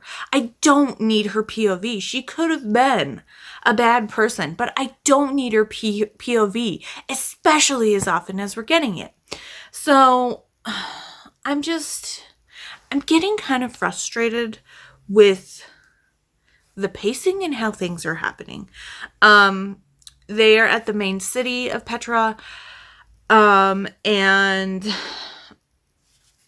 after Ellen, she did kill Thorn, and Thorn was kind of brought back to life by the Immortal Queen, and she's having issues with her stone not telling her the future and things anymore. So there's stuff kind of still happening. What is interesting though is because he died, he was in this weird space, like purgatory almost is how I would describe it, where he wasn't under her power for a little bit. And so he was in darkness, and he was asking questions and talking, and he was talking to himself and kind of reassessing what he wants. And he really didn't want to put that medallion back on. So now he is kind of taking orcs and putting the medallion on them and like chaining them up to keep the queen from like knowing, and he's like trying to keep them alive so the queen can't find out that he isn't wearing the medallion. And so he's getting a clear head, and he's trying to come up with a plan. And while he's doing this, Alba gets into a situation because the orc army is arriving, and she's trying to get passage for her and her two friends, her only friends that she's ever had, that she came across and kind of became a little threesome as they're traveling. It's a girl about her age and an older woman. And she's trying to get passage on a ship to leave before the army attacks, and she gets into a situation where they're going to try to like do what they want to her and steal her money, and she ends up running into the perished woods for safety and comes across Thorn, and they meet again. And what I do like about this is, in the two previous books there was a lot of contention between our human and our magical creature, but because the first book was a troll, the second book was a half orc, and then this one's a half orc as well. But here she just instinctually feels how good he is on the inside, and she feels safe with him, and she's like, yeah, you're half orc and you look monstrous, but she's like, my husband is who I would call the monster in this, like between the two people. And so I love that there isn't that sort of contention between them in this book, but they can't really have that contention because we're over halfway through the book, right? So I'm like, it's nice to not have that, but maybe they don't have that because we don't have the time to go through everything. So I'm just kind of getting nervous that it'll be a little kind of insta-lovey. And I don't know how developed it'll be. Like I said, I'm at 80%. This Honoria chick has just found the orc that Thorn had tied up currently and was wearing the medallion, and she killed him and stole the medallion, and now the ground is rumbling, and so I don't know what's going on, but there was like 3 quick chapters that were like all like 2 pages long, one from Honoria's POV in the perished woods, one from Thorn's, and one from Alba's. And what's cute is, even though I know something like bad is gonna happen, Thorn and Alba were both just like, I know it's not time yet, and I know I'm like hours early for our meeting in the perished woods, but I feel drawn. I just feel like I need to be there. And so they're like being drawn towards each other, which is cute. And we're not seeing it, but they're like spending all night together and just staying up and talking. And then afterwards, she's just like, I feel like we didn't talk about anything meaningful. And he's like, I'm learning about you. And yeah, he's supposed to be kind of helping give her information. She doesn't know he's the king. She knows he's with the army. But she talks about how there's honest lies. And he's being honest about everything, except for he is the king, or king at least. So yeah, we'll see how it ends. I'm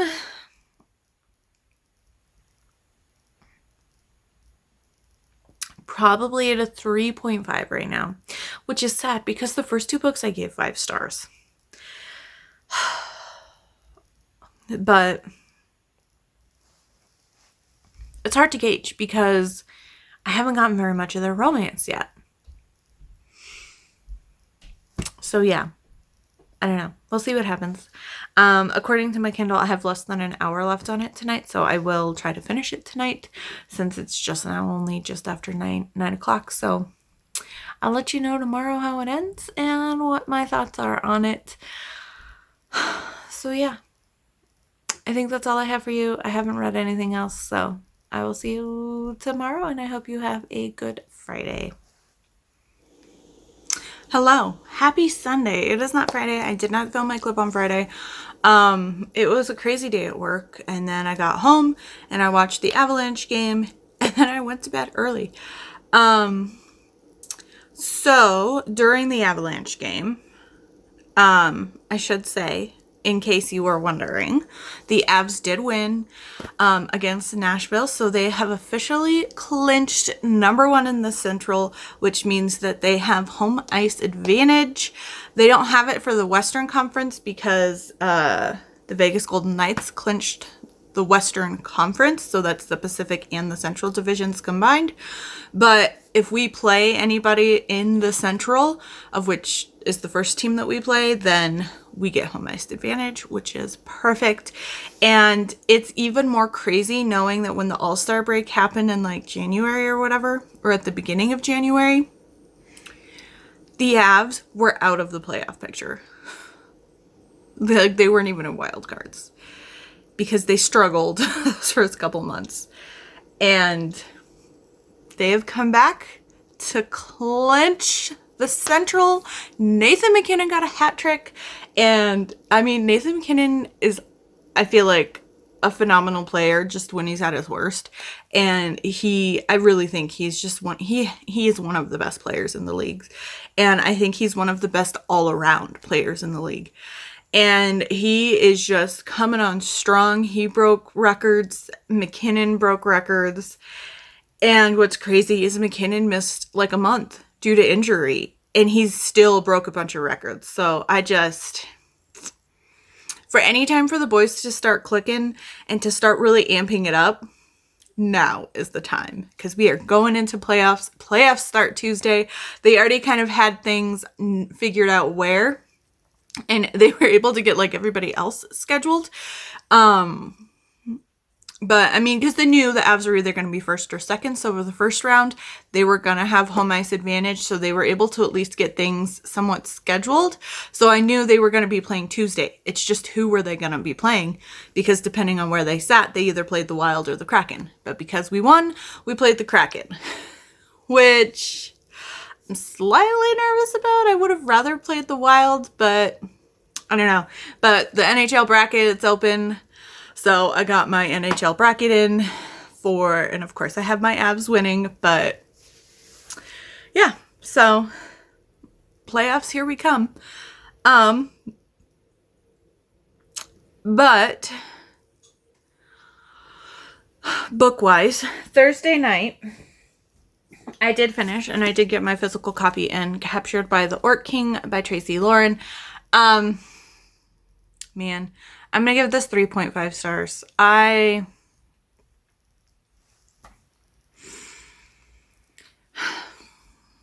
was disappointed in this. I liked how much easier their relationship is. Like I mentioned before, we didn't get quite the same, like, oh, he's an orca, it's a human kind of situation, which was nice, but that we didn't get that because they just kind of clicked. I just wish that they met earlier in the book, and that, you know, the external conflicts that they were dealing with, they could have dealt with together. I don't know if that's she's one of the human women that gets captured, and every time he's near her, he starts to feel, you know, stronger and can pull against the like magic of the medallion. And so some other people, like the Queen Lady's spies, are trying to keep him away from her, or that Honora chick was trying to keep this human woman away from the Orc King, but he just can't stay away from her, but he won't let anybody hurt her, kind of a situation. And so she was like there in the camp, and then it would actually make sense being called Captured by the Orc King, which makes me wonder if that was the original thing, which I have to kind of chat about anyway. So yeah, 3.5 stars. I wanted more. Although right after I finished talking to you, and I was just like, I don't know what to do with a Nora chick. I'm over her POV. Apparently the big undying queen can turn into a dragon. And she like came because when Honora stole his medallion off the orc that he was like using it on, so he can have a clear mind, she killed this orc and then stole the medallion. And then the queen turned into a dragon and arrived and killed this witch girl. And of course, Thorn, because now he isn't under the influence of the medallion, is like, I didn't like her. I don't have any care for her, but I will give her a proper burial type of situation. And he's sad for the life lost now that he's not completely swayed by this medallion, which is kind of interesting. I feel like it was almost too much of a 180 between what the medallion did, and because I feel like he would have been able to temper some of it, although I know he's only a half orc, he's half human, and a lot of the orcs are just crazy wild people, and so a lot of the pillaging and stuff is just the orcs running wild. So I don't know. I didn't feel like we actually went through his redemption. I feel like it just all got blamed on the medallion. And he didn't actually have to redeem himself to Alba. Because even though he's the one that pillaged her village and all of that, he didn't hurt her. He specifically left a water skin and a bunch of money to help her survive, and he left her alive. So while he killed everybody she knew, she had no friends there. And I know that's kind of like bloodthirsty of me, but like nobody liked her in that village. And so it's a sad loss of life, and it put her in a horrible situation because everything was burned and gone. But she actually was better off on her own and leaving that town and finding people that, like, finding her group of people. So it kind of was a good thing for her in a weird roundabout way, because it was able to get her out of that little town that she was in. But I mean, I liked her and Thorn together. I thought that it was super cute. It definitely felt faded. But, so there is an author's note at the end of this book. And I'm guessing that this author's note is why I kind of didn't feel as good. So, you know, she says, this book was hard for me to to tackle, but when I was finished writing and working on edits way back in June of 2022, her computer completely obliterated the entire manuscript. It was a 100K Word document that took me 4 months to write. The loss was devastating, sickening, heartbreaking. Within a day or two of the loss, I started rewriting Captured by the Orc King version 2.0, only I decided to make it completely different. The idea of trying to recreate what I had lost was grating, so I made it brand new.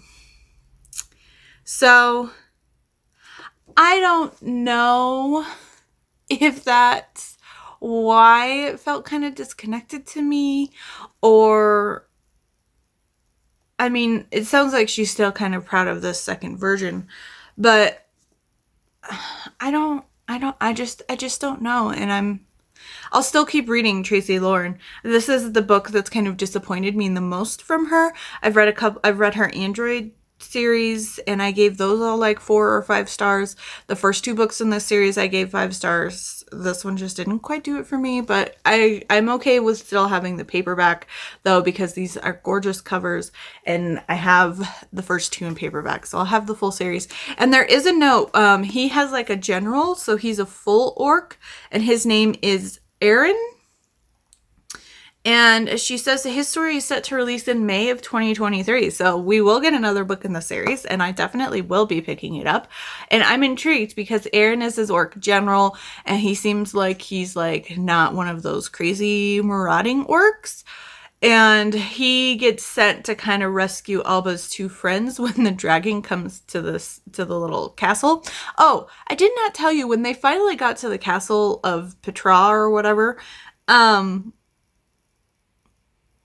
the princess was dead and in like a glass coffin, and the castle had been like abandoned for months. So who knows where the king is, if the king is still even alive. So that was kind of a weird situation where, what happened to the king? Why is the princess already dead? Like, what happened here? I would like to know what happened there. But his general is sent after her 2 friends, who's an older lady and then a younger woman. I think it's Wendy and Beatrice. So I'm guessing it's Aaron's relationship. I'm gonna guess with Wendy, but maybe it's with the dead princess in the glass coffin. Because, you know, magic exists in this world. But I don't know. So I'm definitely intrigued enough, because he separates and they say, we'll meet after the thing. And then they wait a little bit. They wait like a couple days at where they're supposed to meet, and he doesn't show up. So then they decide to go check out the orc camp and kind of stay around where the orc encampment was, although all of the orcs were slaughtered by the queen as a dragon. And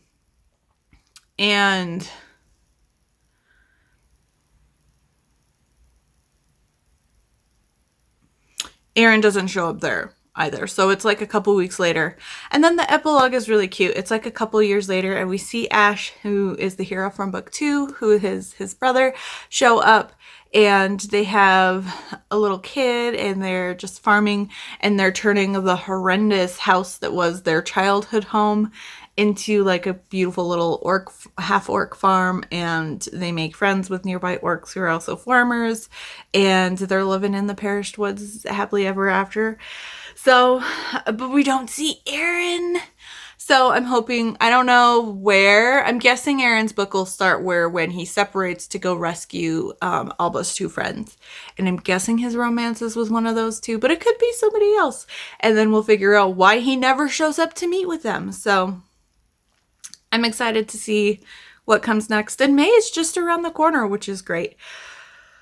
I don't think she has a newsletter. Otherwise, I would have been joined by the newsletter. And I only noticed this because when I read her Android series, the second book in that is a Christmas book. So I read it last December. I was looking at her Amazon author page, and I saw this book had come out. And I'm just like, oh my gosh, I never got any notification that book 3 had come out, even though I'm following her on Amazon. So I should get notifications for every new release. But anyway. So yeah, I'm excited for more in the series, and I'm guessing this is just going to be a one-off, because I was kind of disappointed, and then I read the author's note and I was like, okay, maybe this is why, because every other book, like I've said, has been 4 or 5 stars that I've read from Tracy. So it's not putting me off her. I can tell you that for sure. And I'm excited to read more. So I will stop talking to you about that. Okay. So next book, at work, I did listen to more of the audiobook for Gilded Lily. I'm now 86-ish% of the way through. I have just over an hour left in it as of Friday and as of today. My plan today, Sunday, this weekend, is to finish that final freaking hour and get this book over with. And I'm enjoying it. I'm just ready to move on. So yeah, the situation didn't, like, it kind of turned out how I wanted it to, but it kind of didn't turn out how I wanted it to. So her weird boss person that is just incredibly rude is trying to cause issues. And so she basically is trying to use Lila's relationship with Cash and kind of threatens that she's going to turn their relationship into something more like, oh, you're sleeping with him, and I like how you finagled all the wedding contracts to go to his business or go to his family's business, kind of a situation, which is, there's a whole other subplot going on about the other big corporate floral company that's nearby and contract things going on with them. But there's, of course, Lila wants to protect herself and protect Cash, so she is playing off the relationship like it's just a fling kind of a thing to this lady. And of course, Cash overhears it and gets upset. And then Lila gets upset because then he won't listen to her explain how she was just doing it to try to keep this lady from causing any issues for her and for their flower company that his family owns. And so because the contracts were all like that before they got together, which she did kind of go to them because she wanted to support a small business and her sister works there or whatever. And he was upset and he didn't want to listen to her. And so Lila got upset. And then her ex, who was dating that daughter of the youngest sister of the girl getting married in this family, he's at the wedding because this is at the wedding reception, I think. And he sees Lila's upset, so then he's trying to stand up for Lila, and then Cash ends up punching him in the face because he's being a dick. And then they're like, you need to leave. And they're telling that to Lila. So now Lila's probably going to get fired. So it's just this thing. Ivy had her baby and that was super cute. And so her boyfriend was kind of out somewhere and wasn't able to get back in time for the actual birth. So Lila ended up being her sister's support person while she was there, and that was super sweet and very cute. And yeah, I mean, I'm enjoying this book for sure, but I feel like there's almost one too many little things that are dragging out their ending. So we'll see how this last hour goes. Hopefully it's just kind of them really reconciling and talking, and I'm just they already did this once, and now we have him overhearing this thing, and he thinks she's gonna get back together with Brock, and she's just I don't even like the dude. And yeah, it was sad, but I was more sad about the fact that I lived with this dude and dated this dude and thought I was gonna marry this dude. And yeah, I'm hurt because he betrayed me, but I'm not heartbroken about the situation because I'm coming to find out that I never really loved him. So, and he knows this, so why does he think she's going to get back together with this dude? Oh man, these people. But, so it's still sitting at a 4 stars for now. We'll see how it goes this weekend. Then, I started. I woke up early Friday morning with some stomach issues at 4 o'clock in the morning, and then I was like, I'm not going to go right back to sleep. So I decided to read a book. and I picked up a new ebook because I finished Captured by the Orc King, and I needed, for my next magical readathon prompt, I needed a contemporary book. So I ended up picking Up in the Air by Dr. Rebecca Sharp. This is the first book in her Winter Games series, and this is on KU. And at the end of the Avalanche game, I was at 74% of it. So I got through most of it on Friday.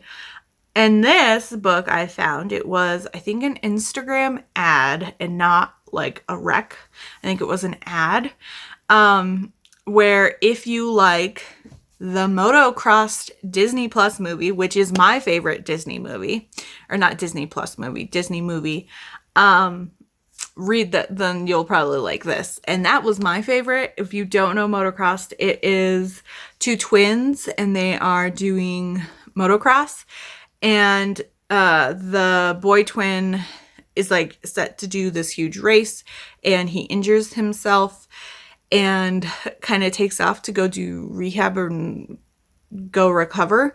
And his sister decides to cut her hair, take his place, and ride as him. And then of course she falls in love with like one of the big competition, and then he finds out she's a girl, and it's a whole thing. And it was my favorite Disney movie growing up that was on the Disney Channel. And I was just like, I hear nobody talk about this movie. When I saw that out, I was like, how do you know these things? Instagram. So I picked it up because I have other contemporaries I could read. And I went with this one because it was like fresh in my mind. I immediately checked it out on KU. But this is so similar kind of situation, except we're dealing with snowboarding. So this is actually set in Colorado, which is super fun. And we have Channing, and she is a twin with her brother Chance. And they are both like in the professional snowboarding world. And her brother has gotten injured, and the Winter Games are coming up, the X Games, and she, at the last open, there's a situation where she was trying to be the first woman to land the triple cork, and she ended up falling, and it was more psychological reasons because she kind of got into an argument with her brother beforehand. But so she's going to sign him up and compete in his place because she wasn't invited to the female portion of the X Games because of her previous open. Even though the open before that, she won gold, which I feel like she still should have been invited to the X Games on the female side, but I don't know. That's not what this story is, right? And so she is, she's kind of a tomboy. Her hair's already kind of short, and she's not very curvy. So she's just like, when you're in snow gear, no one can tell, right? So she is, practicing, and she's gonna compete as her brother, and she accidentally knocks when she pulls in to go register. She's just like so nervous about doing this because she's going in as herself, but she dresses up more girly, like she doesn't really wear makeup, and so she has their younger sister kind of put makeup on her and give her a more girly shirt just to kind of amp up that she's more girly, so that when she like shows up as Chase to these people, it's not as like, she's just trying to make it more drastic of a difference of how feminine she is when she goes to register for Chance. And she ends up bumping into and knocking all of his snowboards over Wyatt Olson, who is like the new Shaun White. And they actually talked about Shaun White in this as like how he's God for snowboarders. But he's like the new Shaun White. He's known for just kind of winning gold in every competition he does. And it's her romance with him, and there is some kind of like push-pull situations because she's super into him, but she's feeling weird about the situation and about the fact that he's her brother's competition. And then he offers to kind of help her with her cork because of course he's super intrigued by her, and he watches all of her previous competition footage, and he offers to help her with her triple cork. And so then he's kind of teaching her, and then of course she feels weird about it because he's helping teach her how to beat him pretty much, although he lands a quad cork. But I was just, I don't know, it was just so much fun. I gave this 4.5 stars, and I did dock it a little bit because a couple of things. Her brother, we have the whole situation with the twin brother, him being injured and gone, and what happened is he injured his knee because he on a fall, and when she went to go pick him up from the hospital to take him home, he was gone. And it has been months since he's had any contact with her or their 3 friends. Or no, her, the younger sister, and the 2 friends. Because him and the 2 friend guys were like a little group, and then it was Channing and then their younger sister. So we have a lot of hurt going on with her for her brother. Plus, the last time that she really talked with her brother was the argument they had, because he got injured at this open where she fell. So the last time she really had a conversation with him, he basically told her that he didn't believe in her and all this stuff. And he does kind of show up at the end of the book. The younger sister, I don't know what to think about her. She was like very mature in some ways and kind of getting on Channing about coming clean or removing herself from the games and all this stuff. But it just, it just didn't, like, I understood where she was going for and how she wanted Channing to, like, to do the right thing and to be open and honest with Wyatt. But at the same time, like, you would think she would know, being their younger sister, and seeing, I mean, the family up and moved to Colorado so they could go to, like, so they could go to Aspen. And so they, like, the twins could grow up snowboarding constantly and be in a school that's made to, like, they have powder days, so every time there's fresh snow, all the snowboarders and skiers are out on the slopes, and it's like a normal holiday kind of a situation. And like businesses closed because it's a powder day. And so I just thought it was kind of weird that her sister really wasn't understanding the drive for her to compete that much and to really want to prove both to her brother and to herself that she could compete in the X Games. And that is where I docked it, because we do get to the big final thing, of course, after kind of training her. Wyatt note, I guess 75% is where we ended. But I have since finished the book. So I finished it Saturday morning. I'm just going to talk about all of the book now, and I'll just mention what prompts I used it for. You know, we're just going to talk about it all now. And I didn't talk about prompts before. Oh my gosh, I'm just like completely losing my brain here. So we're just going to talk about it because I have since finished it and I don't remember exactly where the 75% is.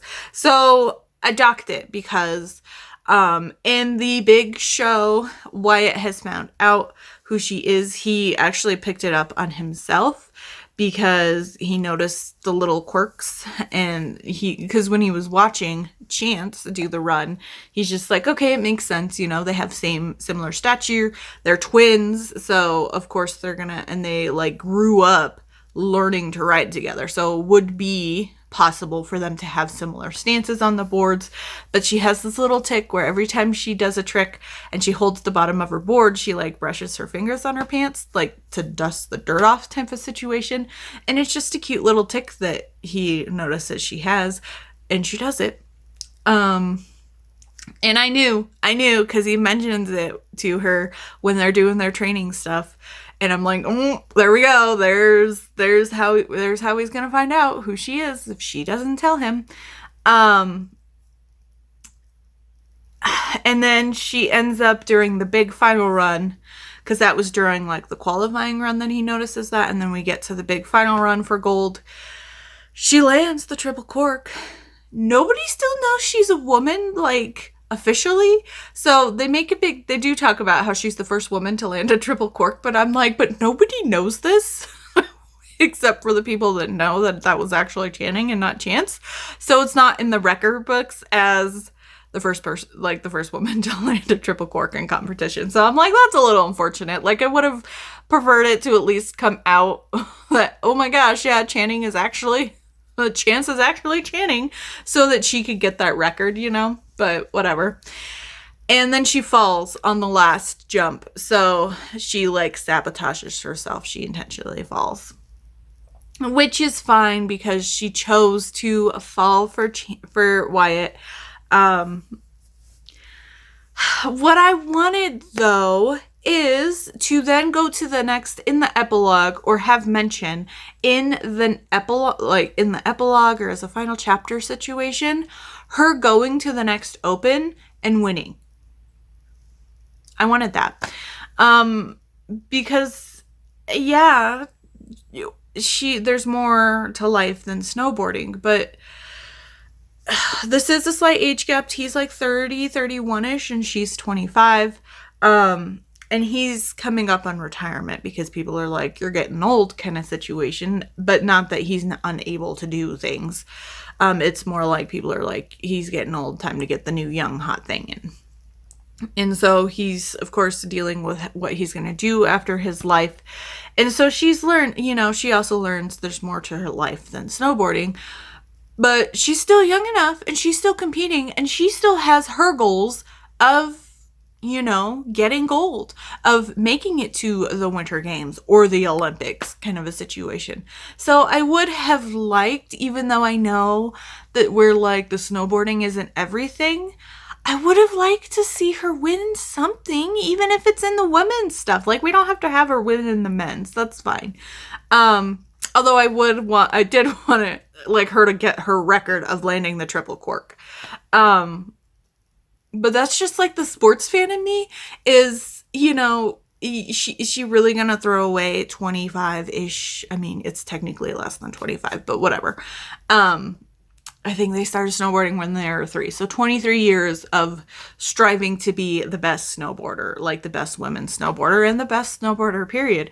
Like, she's just gonna not do it anymore. Like, I know that's not actually what's gonna happen, but I just wish, like, in the epilogue, there was a mention, because we do jump forward, and it is him proposing to her, and it's super sweet. I mean, it was a really cute epilogue, but even if it was just like a little bit of mention of, you know, we'll have to plan the wedding after you win the Open, or after you win at the X Games, or just, you know, just something to kind of say, yeah, even though she knows snowboarding is still not everything, she is still snowboarding. And right now, it sounds like she might have retired due to work at the school that he's putting together. So I just didn't want her to give up her snowboarding, because she's not at retiring age yet, right? So that's why I docked it. It's because the sports fan in me is just like, oh my gosh, no. I wanted her to win. And she wanted love, but we're supposed to get a full a happily ever after, right? So I want her to win, and I want her to win the man, right? I want both. So that's why I docked it, which might be a silly reason to dock it, but I just felt a little disappointed that we didn't see her win something. Even in the, even like I said, even in the epilogue, even if it was just, oh, she's invited to the next X Games and we don't actually see her win, but just to know that she is still snowboarding, and now that she basically has Wyatt as a coach, she could even go further than before. So yeah, I'm intrigued to read more in the series for sure. The next book is one of the two friends who's like really grouchy and grumpy, and the younger sister who's like 20 or 21. I think she's 20. But I don't know when I'll pick it up, but I'm definitely intrigued to read more from Dr. Rebecca Sharp. And she is a doctor. Her author's bio at the end of the book said she is a dentist. So that's crazy. So yeah, I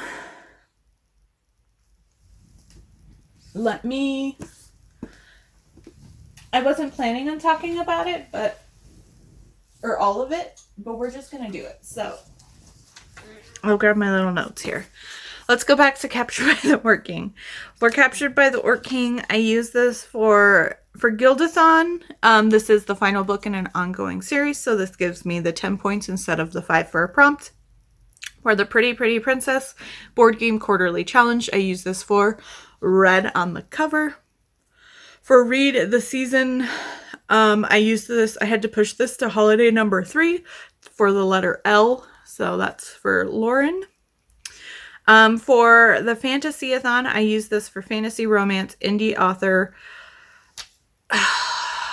Technically, I don't. So this was all my TBR. It's finished a series, and technically, I am caught up in the series. The series isn't done, but I have finished all available books in the series, so I'm going to count it as that. And then a non-human main character.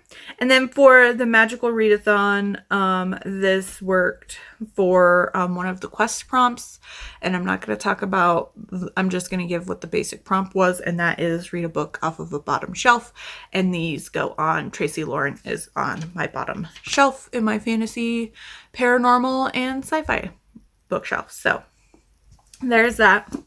Back to Up in the Air. For Gildathon, I use this for combustion, which is there's a twist or a surprise in the story. For the Pretty Pretty Princess board game challenge, I use this for blue on the cover. This did work for holiday number 1 for Read the Season for the letter U. And then for the Magical Readathon, this is for the next quest, which is which the prompt was read a contemporary. So there are those.